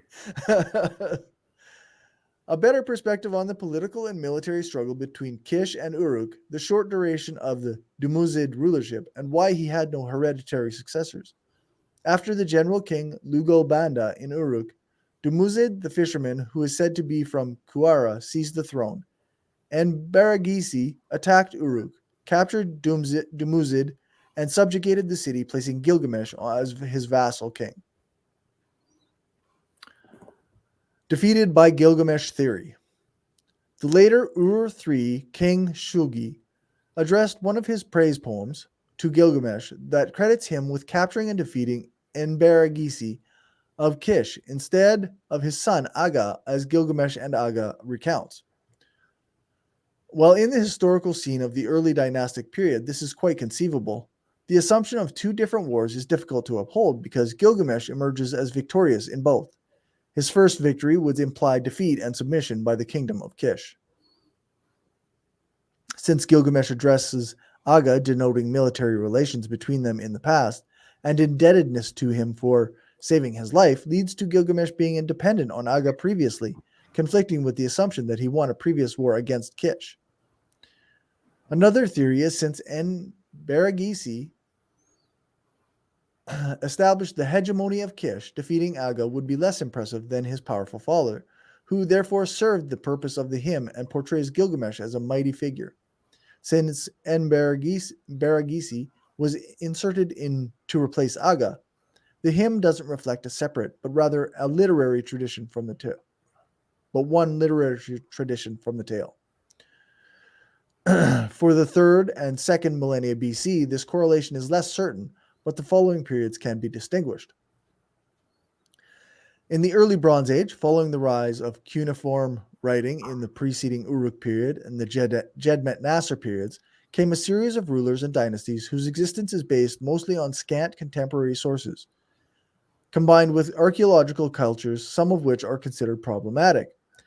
The lack of dendrochronology, astronomical correlations, and sparsity of modern well-stratified sequences of radiocarbon dates from southern Mesopotamia may make it difficult to assign absolute dates to this floating chronology. The Middle Bronze Age, beginning with the Akkadian Empire around 2300 BC, the chronological evidence becomes internally more consistent. A good picture can be drawn of who succeeded whom, and synchronisms between Mesopotamia, the Levant, and the more robust chronology of ancient Egypt can be established. Unlike the previous period, there are a variety of data points serving to help turn this floating chronology into a fixed one. These include astronomical events, dendrochronology, radiocarbon dating, and even a volcano. Despite this, no agreement has been reached. The most commonly seen solution is to place the reign of Hammurabi from 1792 to 1750 BCE in the middle chronology, but there is far from consensus. Later Bronze Age. After a period of chaos following the fall of the First Babylonian Empire became a period of stability with the Assyrian Middle Kingdom, Hittite New Kingdom, and later proportions of the Third Babylonian dynasty. The Bronze Age collapse, a quote-unquote Dark Age, begins with the fall of Babylonian Dynasty III, Kassite, around 1200 BCE, the invasions of the Sea peoples, and the early collapse of the Hittite Empire. Hittites are in Turkey. Early Iron Age, around 900 BCE, written records once again become more numerous with the rise of the Neo-Assyrian Empire, establishing relatively secure absolute dates. Classical sources such as the Canon of Ptolemy, the works of Berosus, and the Hebrew Bible provide chronological support and synchronisms.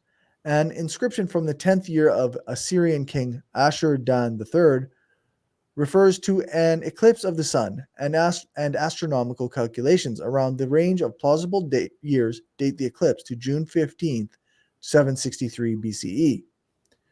This can be corroborated by other mentions of astronomical events and secure absolute chronology, established, tying the relative chronologies to the now dominant Gregorian calendar.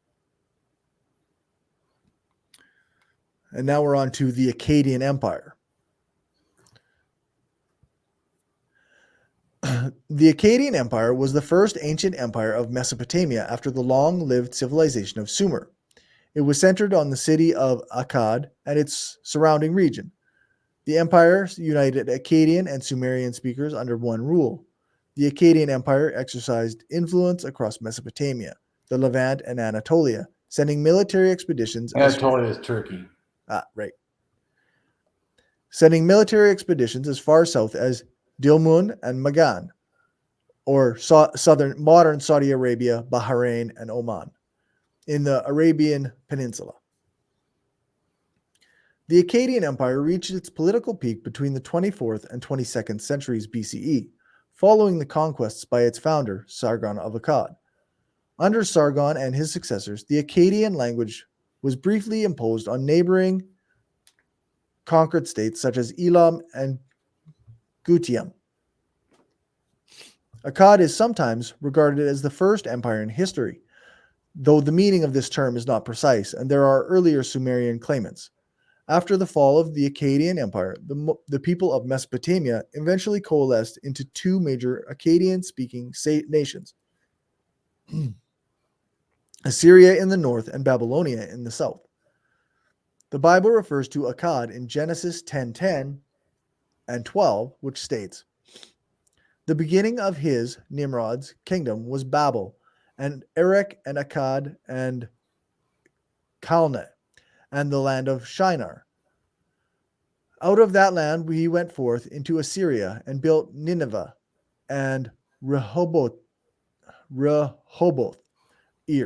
and Calah, and Resen, between Nineveh and Calah, and the same is the great city." Nimrod's historical identity is unknown or debated, but Nimrod has been identified as Sargon of Akkad by some, and others have compared him with the legendary Gilgamesh, king of Uruk.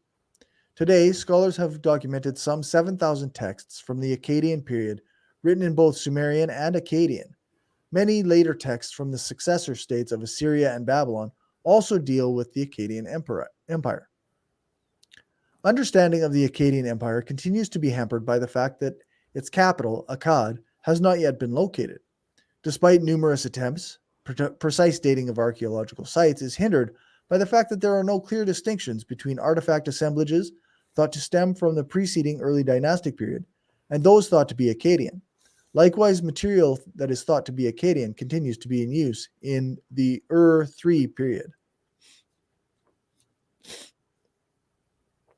Many of the more recent insights into the Akkadian Empire have come from excavations in the Upper Kabur area in modern northeast Syria, which was to become a part of Assyria under the fall of Akkad. For example, excavations at Tel Mozan in ancient Urkesh brought to light a ceiling of Taram Agad, a previously unknown daughter of Naram Sin, who was possibly married to an unidentified local Andan or ruler. The excavators at nearby Tel Lilan, ancient Shekna, Shubat, and Lil, have used results from their investigations to argue that the Akkadian Empire came to an end due to a sudden drought, the so-called 4.2 kilo-year event.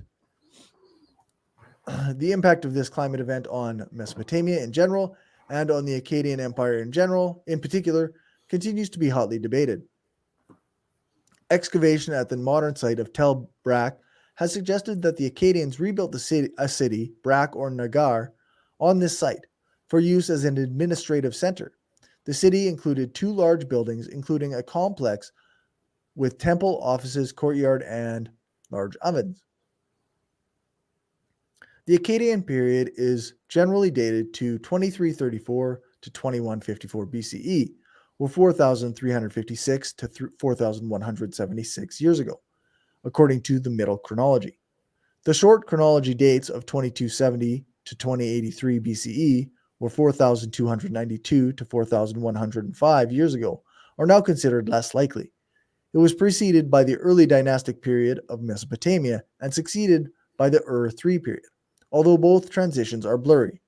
For example, it is likely that the rise of Sargon Akkad coincided with the late early dynastic period and that the final Akkadian kings ruled simultaneously with the Gutian kings alongside rulers at the city-states of both Uruk and Lagash.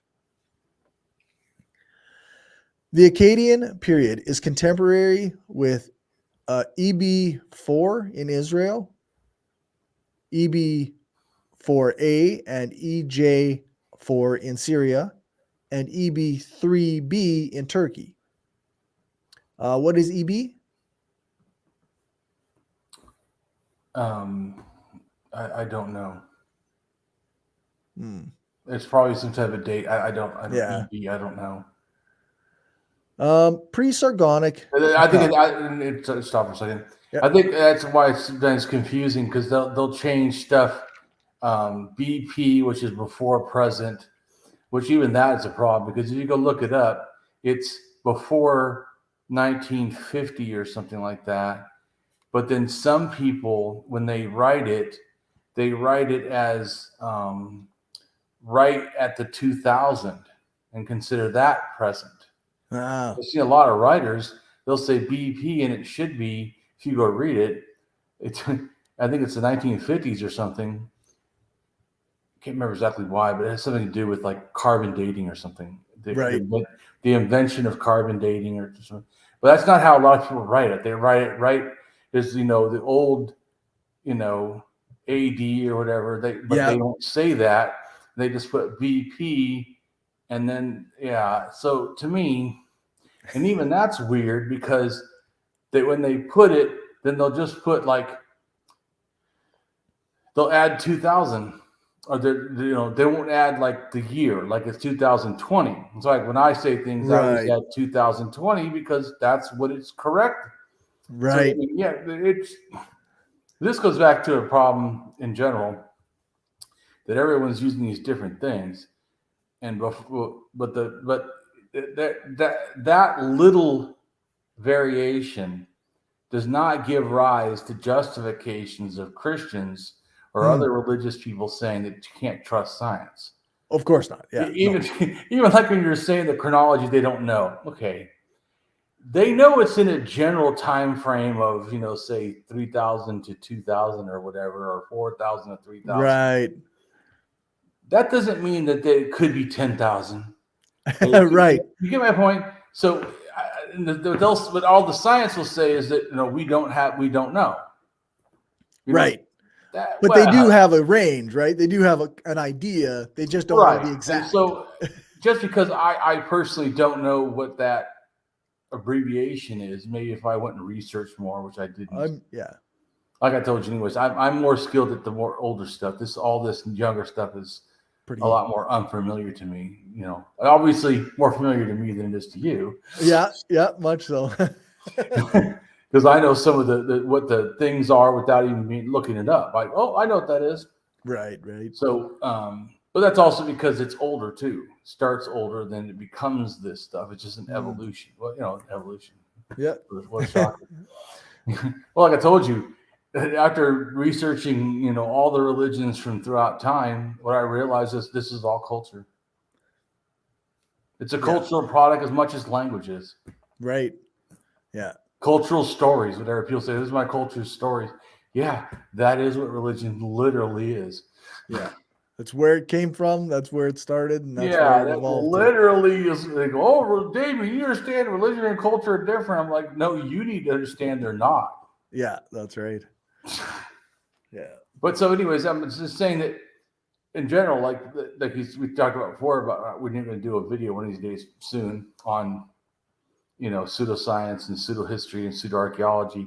They'll take these little unsureness, and then they'll try to make it like it's this vast, or because of that, we can't trust things. Oh, what the fuck? That's not what that means. Yeah, just like I was saying about how people improperly use BP, right? Which or even AD, they won't put the common year. They'll just say 2000, and that's it, no matter what year it is. Which I don't like that, because it's still fucking making it confusing. But that little tiny mistake is not the same as saying you can't trust it at all. I mean, come on. Yeah, for sure. So, yes, I don't currently know what that one abbreviation is, but I was just curious because I have no idea what that. Well, I know what most things are. That just, but I just, Like, I'm sure it has some. But it also could be like middle. They're talking about middle chronologies and things. So it's once again, that's not my expertise. I'm like a lot higher. Mm-hmm. They're talking about, when they say these middle chronologies, they're saying like from 3,000 to 2,000, or from 2,000 to 1,000 or whatever. We're going down to the Iron Age. Yeah, you lost me. What Iron Age? Right. It's I'm in the Copper Age. You're talking about Iron Age. Yeah. So we got pre-Sargonic Akkad. The Akkadian Empire takes its name from the region and the city of Akkad, both of which were localized in the general confluence area of the Tigris and Euphrates rivers. Although the city of Akkad has not yet been identified on the ground, it is known from various textual sources. Among these is at least one text predating the reign of Sargon. Together with the fact that the name Akkad is not of non-Akkadian origin, This suggests that the city of Akkad may have already been occupied in pre-Sargonic times. And right, and someone said it relates to Tower of Babel, and if that's true, then it relates to our second video. Mm-hmm. Our second video about Eridu, which is in southern Mesopotamia. Right.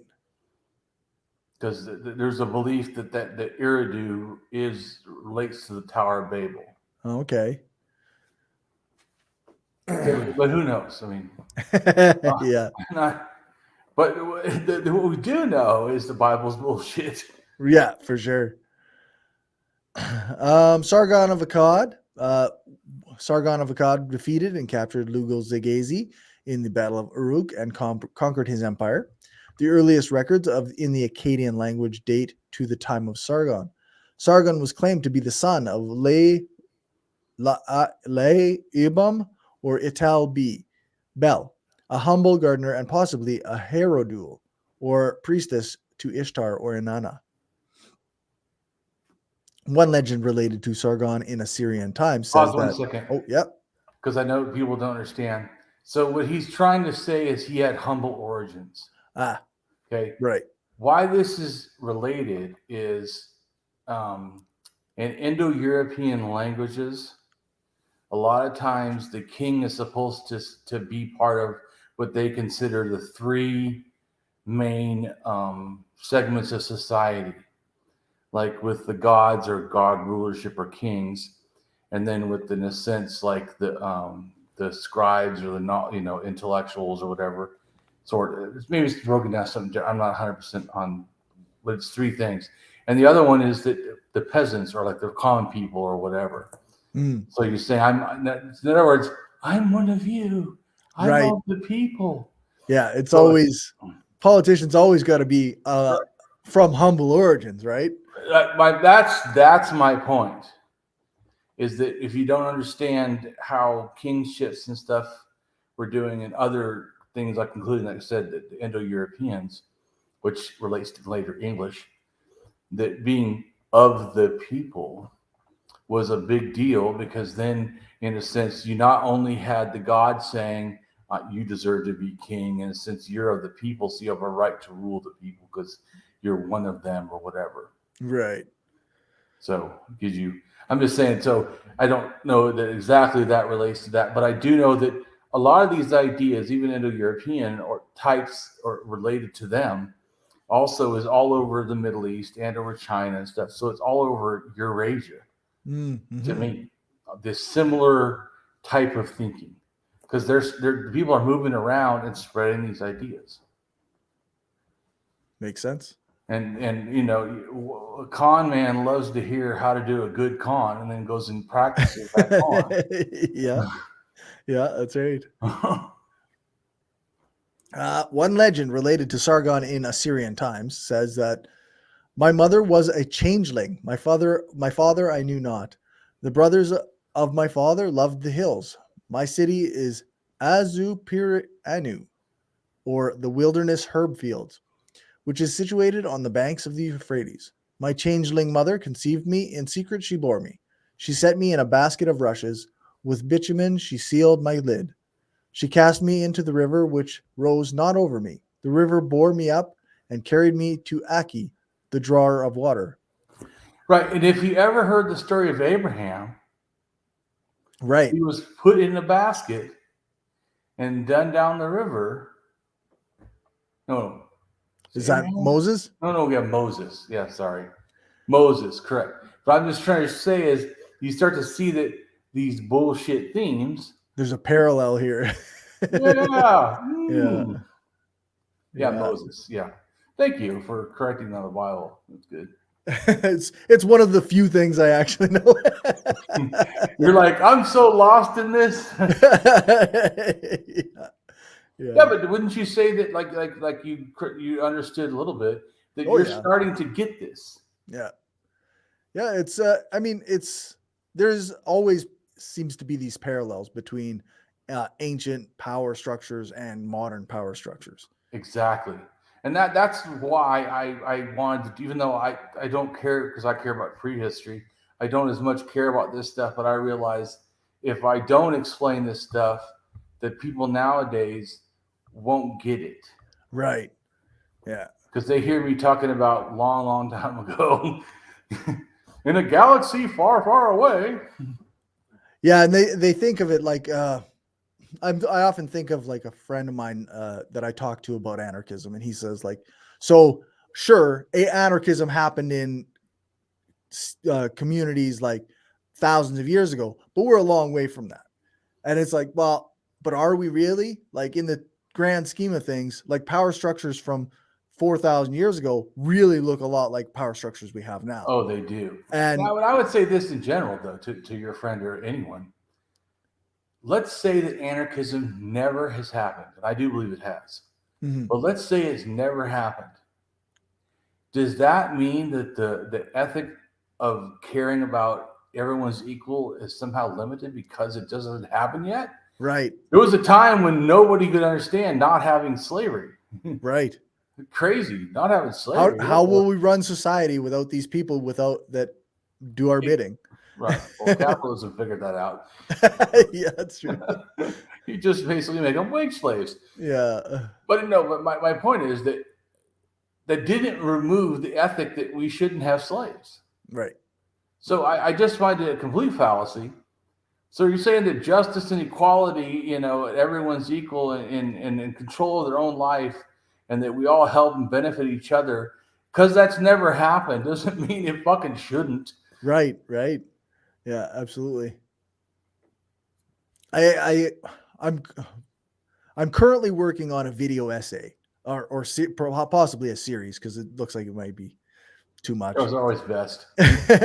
but I'm working on it, and I'm kind of trying to break down like the different aspects of anarchism, right?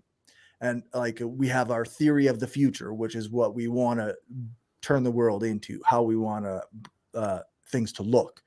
But we also have like anarchism provides us with a really good framework for like our theory of or an analysis of the past and the present, and the way that power structures work and what's wrong with them and how we can change that. It's super. I also think we also have like there's a couple other aspects to anarchism which involve like praxis and other things. But what do you mean by praxis? Basically it's action that is going to help move us towards the world we want, as well as helping those around us. Or I guess what one guy described it to me as was like praxis is action that puts forward your political philosophy. So stuff like community gardens, or like building community, or helping your neighbor, like all of that stuff. Like if it seems like an anarchist action, then that's probably praxis. Right on. Well, I think it's very beneficial that you're doing that. Like I told you, I think that you are definitely someone who has a unique voice in anarchism. See, it seems like it when I talk to the people on Twitter, at least. Yeah, it's certainly on the left, anyway. Well, like I told you, even if someone didn't think so, and so you didn't have enough theory, but now you have something even beyond theory in the fact that you have this historical evidence from me. Right. That together with the theory you already know, wow. Yeah, which has really provided, I think, like a really strong like basis for my idea around how anarchism can analyze the past and the present. Right. Like, because it is like Noam Chomsky once said that like anarchism is like skepticism towards the state. Yeah. But it doesn't have to just be towards the state now. You can apply that to the whole of history and look at all of these various power structures and say like, okay, look at like how fucked up all of this shit was. Oh yeah. Totally. And how there's always people resisting it. And there's always people trying to make things better. But I still got a lot of work to do. The Sumerian thing is saying that, that which has been oppressed, will resist. Well, yeah, right. Duh. Yeah, of course. It makes perfect sense. Duh. Yeah, for sure. Okay, we might as well finish here. Uh, so the river bore me up and carried me to Aki, the drawer of water. Aki, the drawer of water, took me as his son and reared me.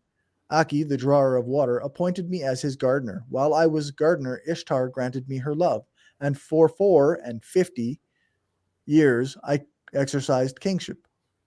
Later, claims made on behalf of Sargon were that his mother was an Entu, priestess or high priestess. The claims might have been made to ensure a pedigree of nobility, since only a highly placed family could achieve such a position. Originally a cupbearer, Rabshakeh, to a king of Kish with a Semitic name, Ur-Sababa, Sargon thus became a gardener, responsible for the task of clearing out irrigation canals.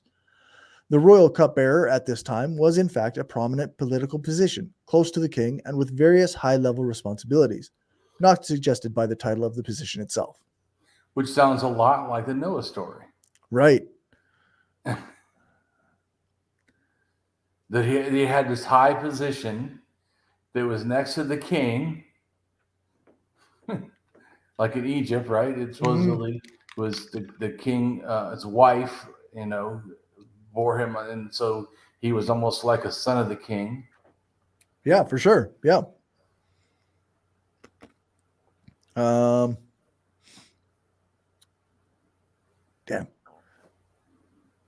This gave him access to a disciplined corps of workers who also may have served as his first soldiers. Displacing Ur-Zababa, Sargon was crowned king and he entered upon a career of foreign conquest. 4 times he invaded Syria and Canaan, and he spent 3 years thoroughly subduing the countries of, quote-unquote, the West to unite them with Mesopotamia into a single empire.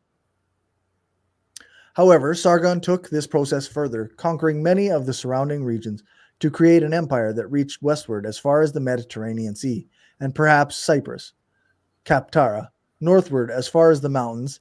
A later Hittite text asserts he fought the Hattian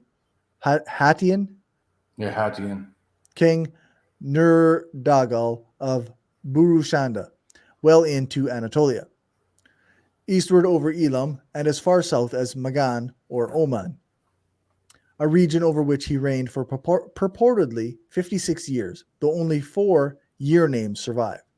He consolidated his dominion over his territories by replacing the earlier opposing rulers with noble citizens of Akkad, his native city where loyalty would be assured. Right. In other words, they have American interests. Mm-hmm. Yeah. So yeah, that's right. Noble citizens that support American. Yeah. Okay. Got it. Yeah, that's right. That's it. That's our whole script. So, right on. And I do appreciate you reading onto some of that dry stuff. But like I said, once you understand that it's showing a theme, and the theme that, like I said, this whole video series was that to get you to understand that this is nothing new. The statism has always been bad. It's always been expansionism. It's always been about war. That's why I always say that, my country is a fantasy that is produced by war and threat of war. Because as soon as another person comes up, then there's no more country. Right. I mean, if you think that your country is so fixed, go look at maps. Yeah.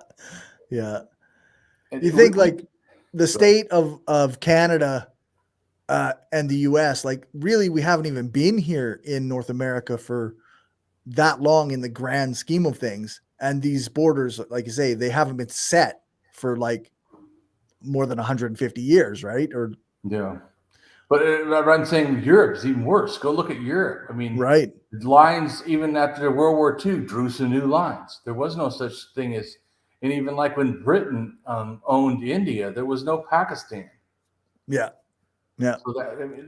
So they totally made Pakistan by just drawing my point is, I'm just saying that, and now they're like, oh, I'm, this and I'm that, and those people are bad, and there was a time when there was no such thing. It was all one thing. Yeah. So I'm just saying that it just it's been nothing but violence, and then people nowadays have this amnesia that things have historical roots, which I agree with Marxism. And you got to look at the historical things. You can't just look now and think, oh, well, it's just always been this way. Horseshit. It's just always been this way. It obviously hasn't always been this way. So, but I think I talk, even though I care about other countries, what they're doing, I talk a lot about America because even in the world, people buy the American propaganda. Yeah. And America's so fucking wonderful. Right. And it's done so great. And every time especially to me, when they say, oh, we have 200 years of freedom. What the fuck? We had slavery. What do you mean 200 years of fucking... Absolutely not true. I mean, to me, it's sickening. And then I've had people online get mad. How dare you have such a negative view of America? I'm like, how dare you not talk about facts? Right. Yeah, like, how do you have such a rose-colored view of America if you just look at what they're doing now, let alone like how they got to here? Like, well, and the same thing even with Canada.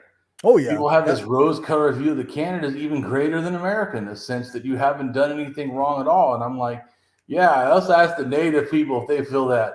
The indigenous people might just have a little bit of different opinion on that one. Literally a country built on genocide.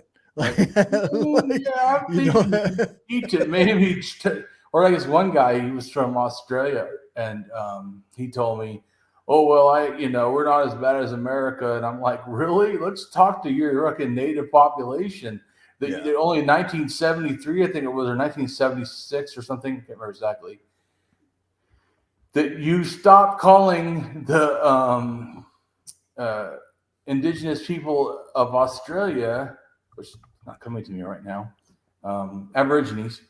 Right. You stopped calling them flora and fauna, meaning like wild animals that not human. Right. What the fuck? Yeah. Talk about you're a good country. I had another person from New Zealand start to say the same bullshit. Oh, America's bad, and New Zealand's great. Yeah. Once again, your indigenous population might just think differently. Yeah, you don't get a pass just because you're slightly better than America. Like the bar is so low. And that goes back to the beginning of this video about Russia. Yeah. Just because it's not as currently as imperialistic going in all the world doesn't mean it's not imperialistic, Right, exactly. It doesn't, and when you read the thing of imperialism, it doesn't say only does one state next to them, which actually there's like 5 or something that Russia is currently doing this to, not just Ukraine. They've gone into a couple other countries, and I can't remember off the top of my head, but there's a few in the same area, sort of. Yep. But my point is that it doesn't even say that you have to be more than one. No. It just says that you do this thing. It's a behavior. Yeah. So, and I agree that there's the crazy thing about on the left that if it's better than America, well then it's not bad. Like, what the fuck? Still bad. Yeah. We should have higher standards than that. Well, and that's what I think that goes back to about humanism. If you have this humanism standard, then all these things suck. Yeah. Yeah, that's right. And it becomes really, simple. And if you stop, making excuses and you just see it for what it is, just like history. Yeah. Let's not have rose-colored glasses. Let's really see what it is. Whoa, fucking hell, man. Yeah. If you looked at history of statism and statism even now, you would not go, let's continue this. Yeah. Even if you wanted something similar, you would go that we need to not have this. Yeah, this needs to change because this is wrong. No good. This is wrong. Yeah. No, borders seem to be a really bad idea. Yeah, for sure. But I think it's really crazy, like we talked about before, about homelessness and stuff. How can we even call ourselves a great nation and say when we don't have homelessness? And how come we'll send $1 billion in war aid, but we'll never send $1 billion in just aid? Yeah, no, that's right. And as soon as you talk about like, oh, well, let's fix these things in our society, then the question of, well, how are we going to pay for it always comes up. Well, what do you mean? How are we going to pay for it? We're paying X number of billions or trillions of dollars for military conquest. Like it's just absurd. And they constantly, almost like I said, blue or red, everyone wants to raise the military to have more money. Yep. No one says, like, the fuck is wrong with this? We're already, 10 times every other country in the world. 10 countries together make up what America spends, and yet we need to do more? Right. To me, it's just sickening. Like, what the fuck? And then, like you said, the thought that we can't help the poor. It's a fucking choice. Yeah, exactly. And like I said, as a humanist, I don't accept that. No. And I don't accept it as an argument from people who should know better. Like when they argue about the cost of, we have to pay for this somehow. Well, even if that's the case, and I'm not conceding that it is, but even if it is the case, then take that money out of the military. Like fight. Like if you are a person who believes that everything has a price, then take that money out of the military. It has to be paid for then, right? Right. But the problem with that also goes back to the capitalist society. When you say that, then what they say is, let's sell all the old military machines to these countries at war. Yeah. Then we get money. Yeah. Right? We sell jets to Saudi Arabia. Now we're making all this money. Yeah. And Saudi Arabia uses and bombs Yemen. Oh, what the? Yeah. So, that's not really what you and me would be thinking of as take money from war. I'm just saying. Or that's right. Take money from the military or whatever, or get money from the military. We're not saying go and sell all your machine guns to, a country that's killing each other in a civil war. That metal is also very valuable as scrap. Exactly. That would be more productive. I totally agree. Yeah. But I'm just saying that some people, think like, we'll just have, money from the military. And a capitalist goes, yeah, we could make a lot on selling this shit. Yeah, we should resale value. Yeah, definitely. And you and me are like, let's melt that tank down. That's not what we meant. Yeah, that's right. Yeah, so I think that's what I'm saying is it goes back to me, that humanism. It's the goal. What is your goal? Yeah. Like as one person said that is a nihilist and said that my humanism is a religion. No, it's not. It's a goal that humanity should be a priority. How the fuck is that a damn religion? Yeah. I don't take people seriously when they compare things that aren't religions to religion. Like you're just assigning the name religion to anything that you don't want to be taken seriously. Oh, like this guy that I told him he's using fallacies, which he was. And his thing to come back and was to ad hominem me and say that, I was a pastor for atheism. Mm-hmm. And I was like, I stopped talking to him. It's not even worth. Yeah, you literally just did the thing I said you just did. Yeah, that's right. They said, you think you're the atheist professor? Like, he's just being ridiculous. So you're going to keep. Yeah. So you really just have nothing that you can say against what I'm saying. That's where that comes from, right? Totally. Yeah. Yeah, it's ridiculous. But people make these fallacious arguments and don't even care that they're fallacious arguments. It goes back to me that they just don't care to have. Like this one guy was trying to argue with me, and I told him, you're not behaving with honor to keep calling me names. Right. And then he said, I don't care if I have honor. I said, it's obvious in your behavior. Yeah. And then he just stopped talking. Yeah, that's right. Yeah. But that's to me why humanism is important. That my behavior does matter. I'm affecting other people. Exactly. That's where I tend to differ from, like you say, like those other more individualist type of anarchists, is because I do believe in vaccine mandates, because my health, like if I'm spreading disease, that affects other people. Like I'm influencing their freedom. Like by being more free on my level, I somehow limit other people's freedoms. And that's not how actual like reality works. Like you shouldn't get to impugn other or like downgrade other people's freedom. Well, and a lot of those to me are like anti-law as a general rule. I don't think that there should be like should we allow people to molest children? Obviously not, right? There has to be consequences for that. So is that a law? I mean, should we make it a law? I mean, is it? How about this? If someone's made a law, would I have an anarchist disagree with that law? Fuck no.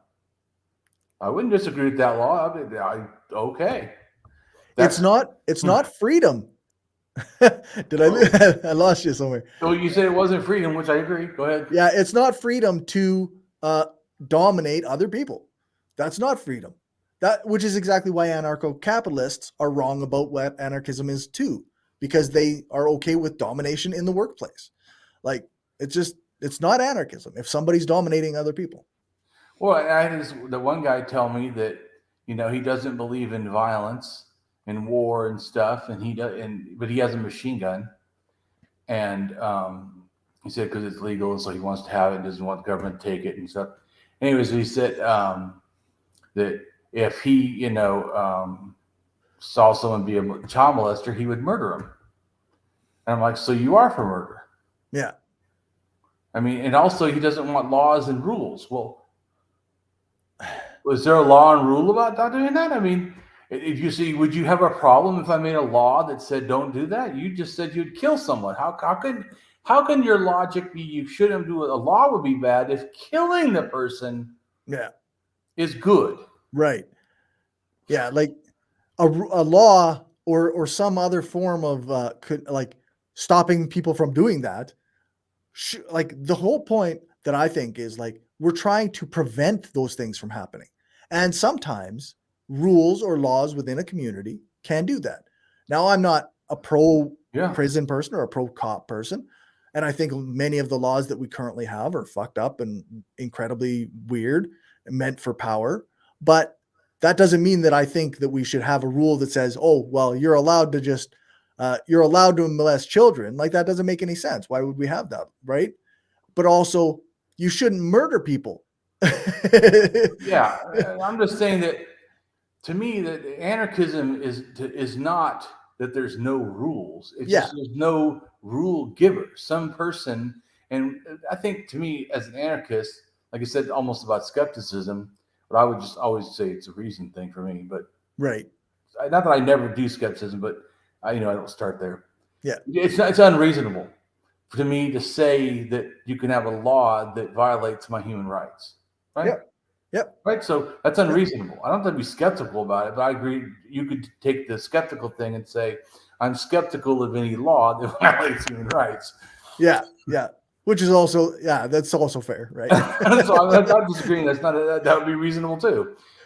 So I'm just saying that that's the point. I think it's that to me, well, and it depends, I guess, on how people view their anarchism. Yeah, I view it as a reality position. Yeah. Some people may view it as an idealistic thing.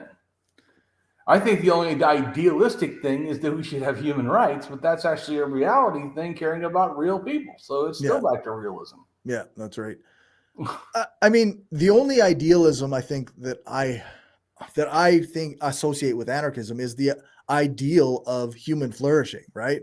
But that actually, to me, goes back to a good thing, not a bad thing. Right.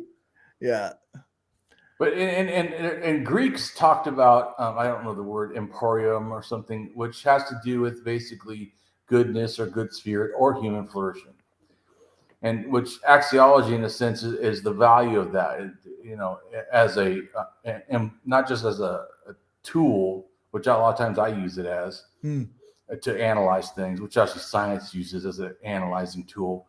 But if that was a goal, if values and goodness was the goal, which is axiology's goal also, that employed into, say, society, the human flourishing is what axiology would be wanting. And so that's just like this one person asked me, well, are you saying that axiology promotes anarchism and socialism? I said, yeah, not that everyone is, but its goal would be. And I would have a hard time someone trying to tell me otherwise, because I could show all the reasons why that isn't the case. Right. And so, but the problem is a lot of religious people have adopted it because they try to say goodness is what it's about and goodness is God. Mm-hmm. Or, you know, oh, wait a minute. But they're not employing a reality thing. If they employ a reality thing, then there is no such evidence of God. We were relating on human terms in human ways, and thus it would be, you know, human derived concepts of how we get to human flourishing, not some God derived concept. Yeah. And if you're going to say how we do this, well, wouldn't anarchism where everyone's equal, where we eliminate elites, where we work in human, you know, in a sense, connectedness?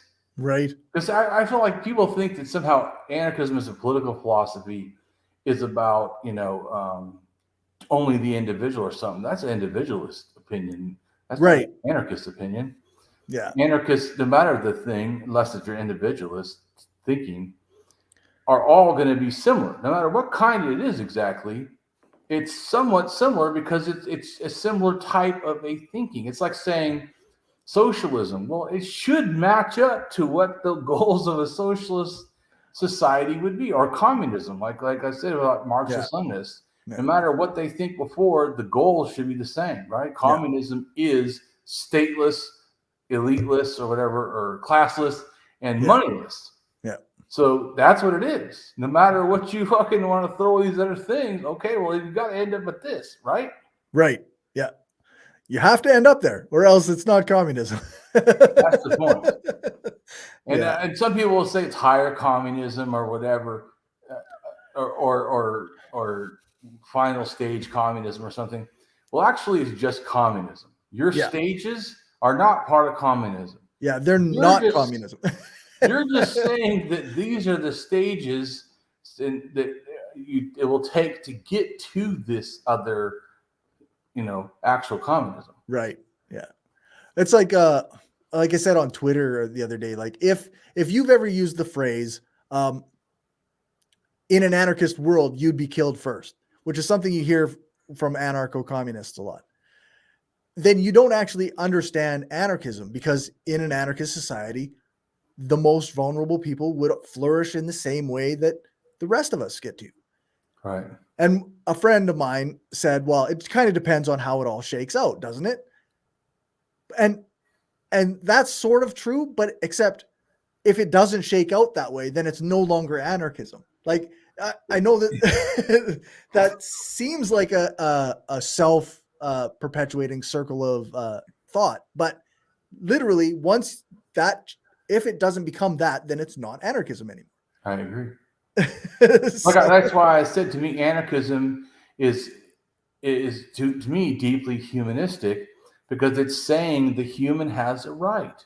Yeah. We all have a right, which is, to me, it's exactly the same thing as saying humanism. And so I said, to me, it's exactly the same thing as axiology. Axiology would say that all these things have values. Yeah. And there's a value in the human of the self. Well, then, and the humans should work together to promote the goodness of all. It's all, to me, but it's all this same kind of thinking. So I agree. Once the behavior is not that, then you're not that. Exactly. Just like one type of philosophy is axiology. Well, there's also epistemology and ontology that I use. Those are not like melted together in some fucking collage. Right. They're distinct things. If you make a value judgment of anything, truth or goodness or beauty, it's all axiology. Right. Yeah.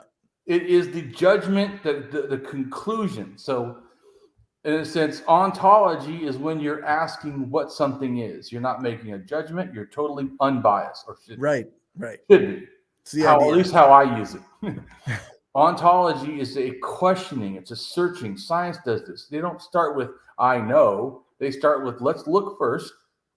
Then from that, they make hypothesis. Right. After, not like a lot of times religious people, they start with the guy, speaking of that, when I went to the doctor's office, to my Bell's palsy. The doctor is Muslim, and he said, "Oh, what do you do?" I said, "Well, I'm a writer." "Oh, you have books, right?" "Well, actually, I write online and I do videos." I said, "I tried to do a book, and I'm going to eventually, but they told me I couldn't use all these references unless I had permission." And anyway, so then he says, "Oh, well, what do you write on?" I said, "I write on prehistory." "What do you write on prehistory?" I thought, "Oh, what the fuck? I write on prehistory of religion." "Really?"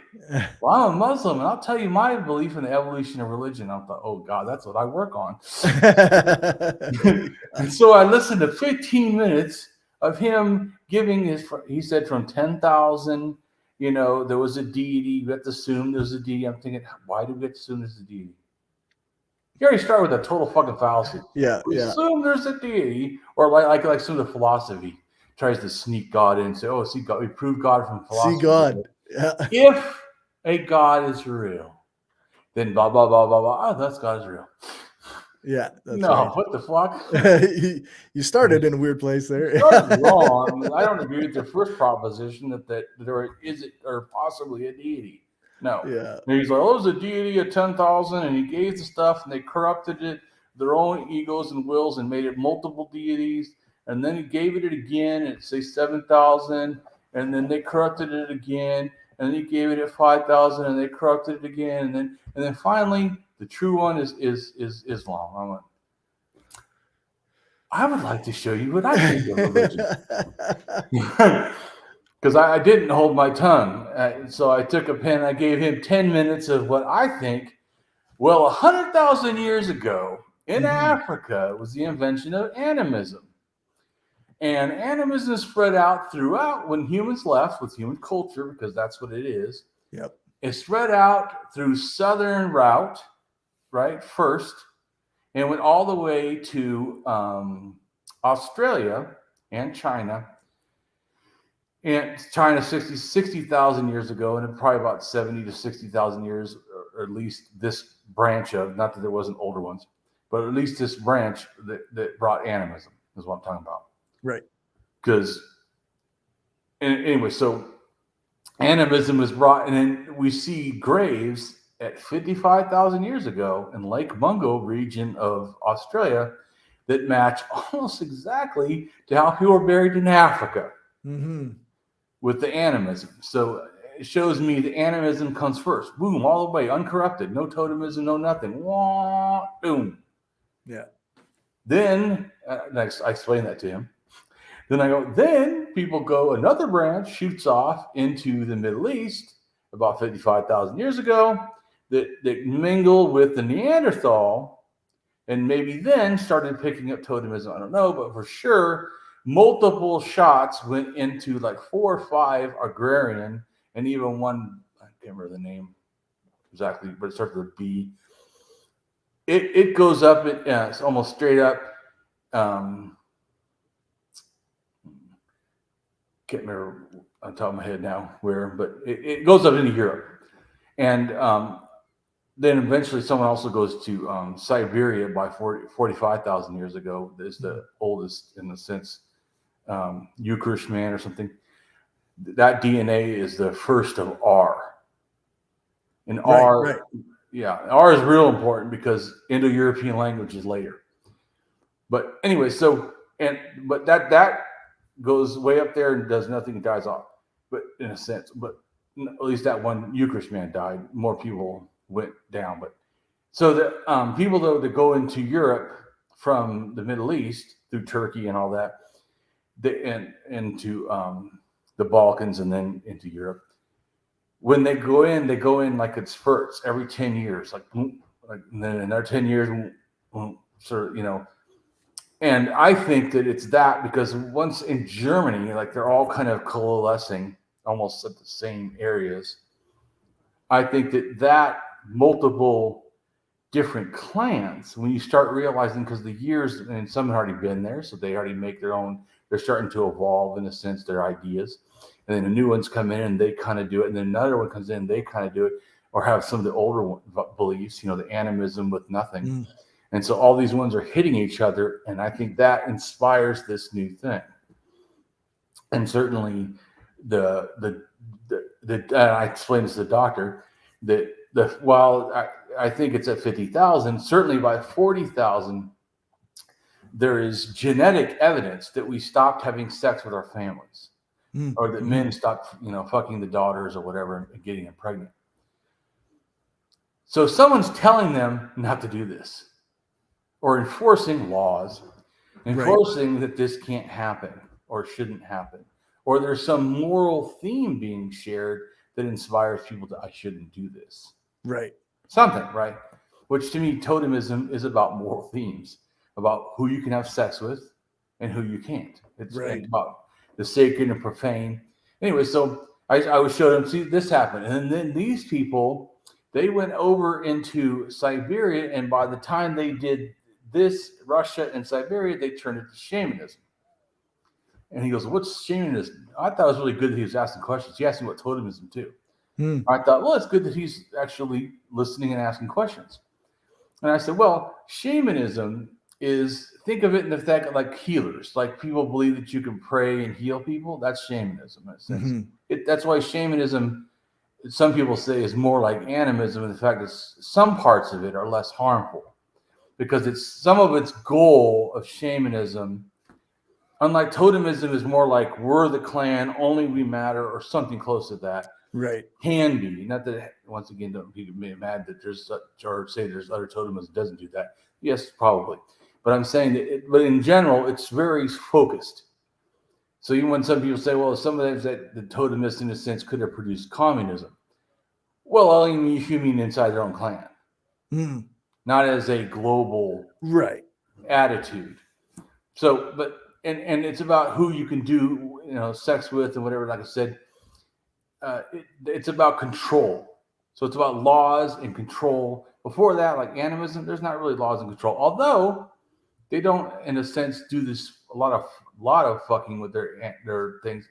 But it's more like what you said, the goal that we don't have sex with children, or it's more about a humanistic sort of attitude that everybody's equal, like anarchism. That's why I think anarchism is very related to animism. Right. Because it's, if you read what animism's cultures do, it sounds almost like you're reading the anarchist goal of a culture. Right. Except for magical thinking, but everything else, like, holy shit, it's pretty spot on. Yeah. But if you read a totemist culture, it starts to be, depending on which one, because once again, there's a lot of variation. But it starts to be less where you could say that doesn't totally sound like anarchism. We have leaders, and then you're like, oh, well, done. Right. But so then shamanism, though, isn't really so much about leaders like the totemism sort of is.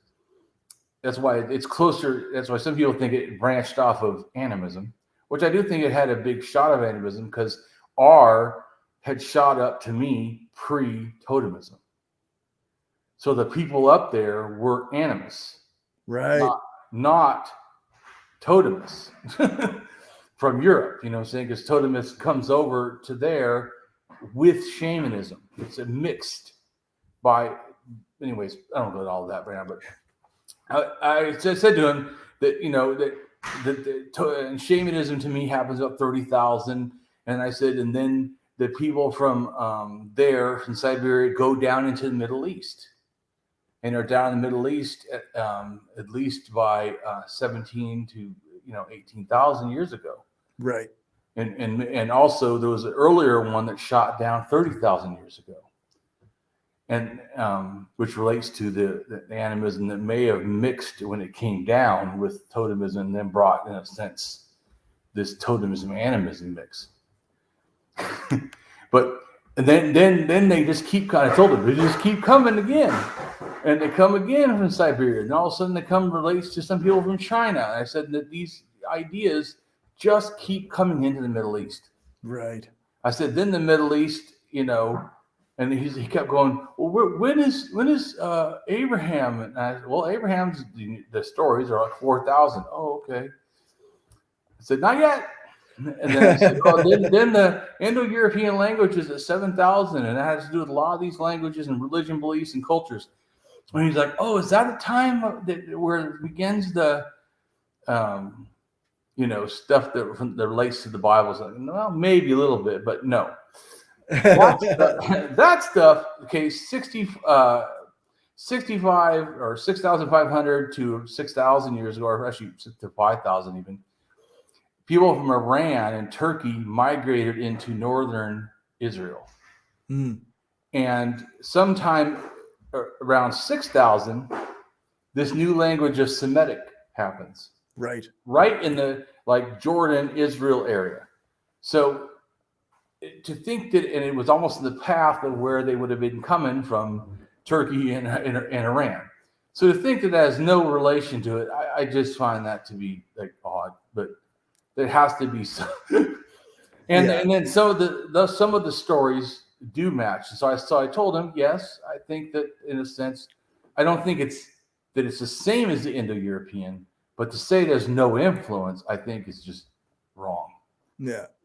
And so I said, and then, so 6,000, you have Semitic, and this 6,000 is an interesting date because that's almost the time that the Jewish Bible says that the world is created. So I said, to me, you start to hear these cultural themes matching some of the movements of people, which shows it's culture. Anyways, and I explain a little bit more. I won't go on to it right now, but because I don't want to spend another 10 minutes talking about it like I did with him. But just to show you that I really broke it down for him because I know this shit. Yeah. And he goes, wow, you know way more than me. He goes, my little thought of the evolution of religion is nothing compared to yours.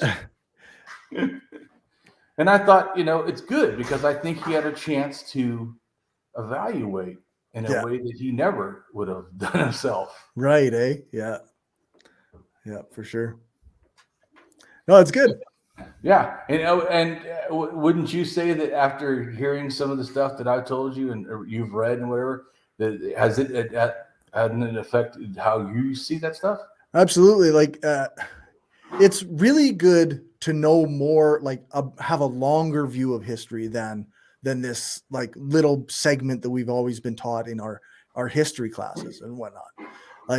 The idea that Canada has been here for 100 and however many years is it's nothing. It's a blip on the radar, right? In the grand scheme of humanity.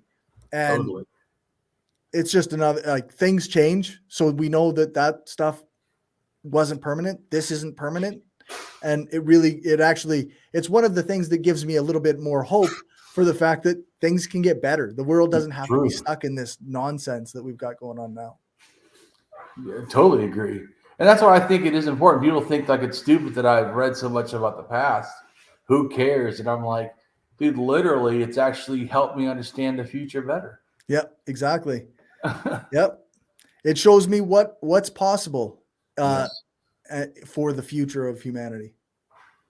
And I think that as an atheist, it gives me a lot more ability to talk to people and just deconstruct their religion without any anger, right? Without any, because it's just showing them the facts. This is what happened, and then even like him, wow, yeah. Instead of you atheists always hate God or nonsense, he was able to say, wow, that sounds logical. Yeah, for sure.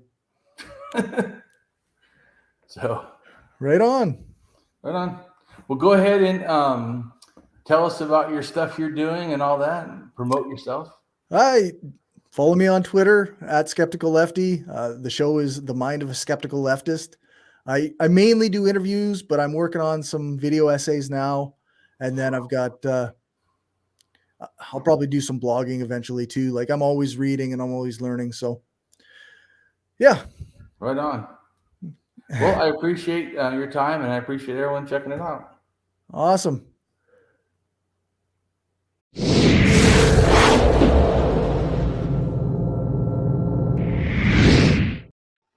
Hello, and welcome to my channel. I am Damien Marie AtHope. In the simplest terms, I am an atheist-humanist philosopher and prehistorical writer-researcher at DamienMarieAtHope.com. I am specifically an axiological atheist. An axiological atheism can be thought to involve ethical and value theory reasoned and moral argument driven apatheism, agnosticism, atheism, antitheism, antireligionism, secularism, and humanism. Axiological atheists can be understood as a value theory or a value science atheist. As an axiological atheism's ethically reasoned and constructive pro-humanity. I am an axiological thinker, value theorist. The science of goodness, worthiness, usefulness, valuableness, virtue, reliableness, accuracy, validity, morality, integrity, beneficialness, etc., etc. We axiologists have a value consciousness. And in general, we see the architecture of humanistic humanitarianism value in people that we see as dignity beings. Places and things are not. Axiology is a value theory. In its broadest sense, it involves areas of philosophy that are deemed to encompass some evaluative or evaluation aspect. Therefore, it crosses almost all domains in some way or another. Now for a more detailed terms as to what I am. I am an axiological atheist, an anti-theist, an anti-religionist, secularist, humanist, rationalist, writer, artist, poet, philosopher, advocate, activist with schooling in psychology, sociology, as well as I am an autodidact, self-taught in science, archaeology, anthropology, and philosophy. I promote science and am against pseudoscience, pseudohistory, pseudomorality, things that are found in religion.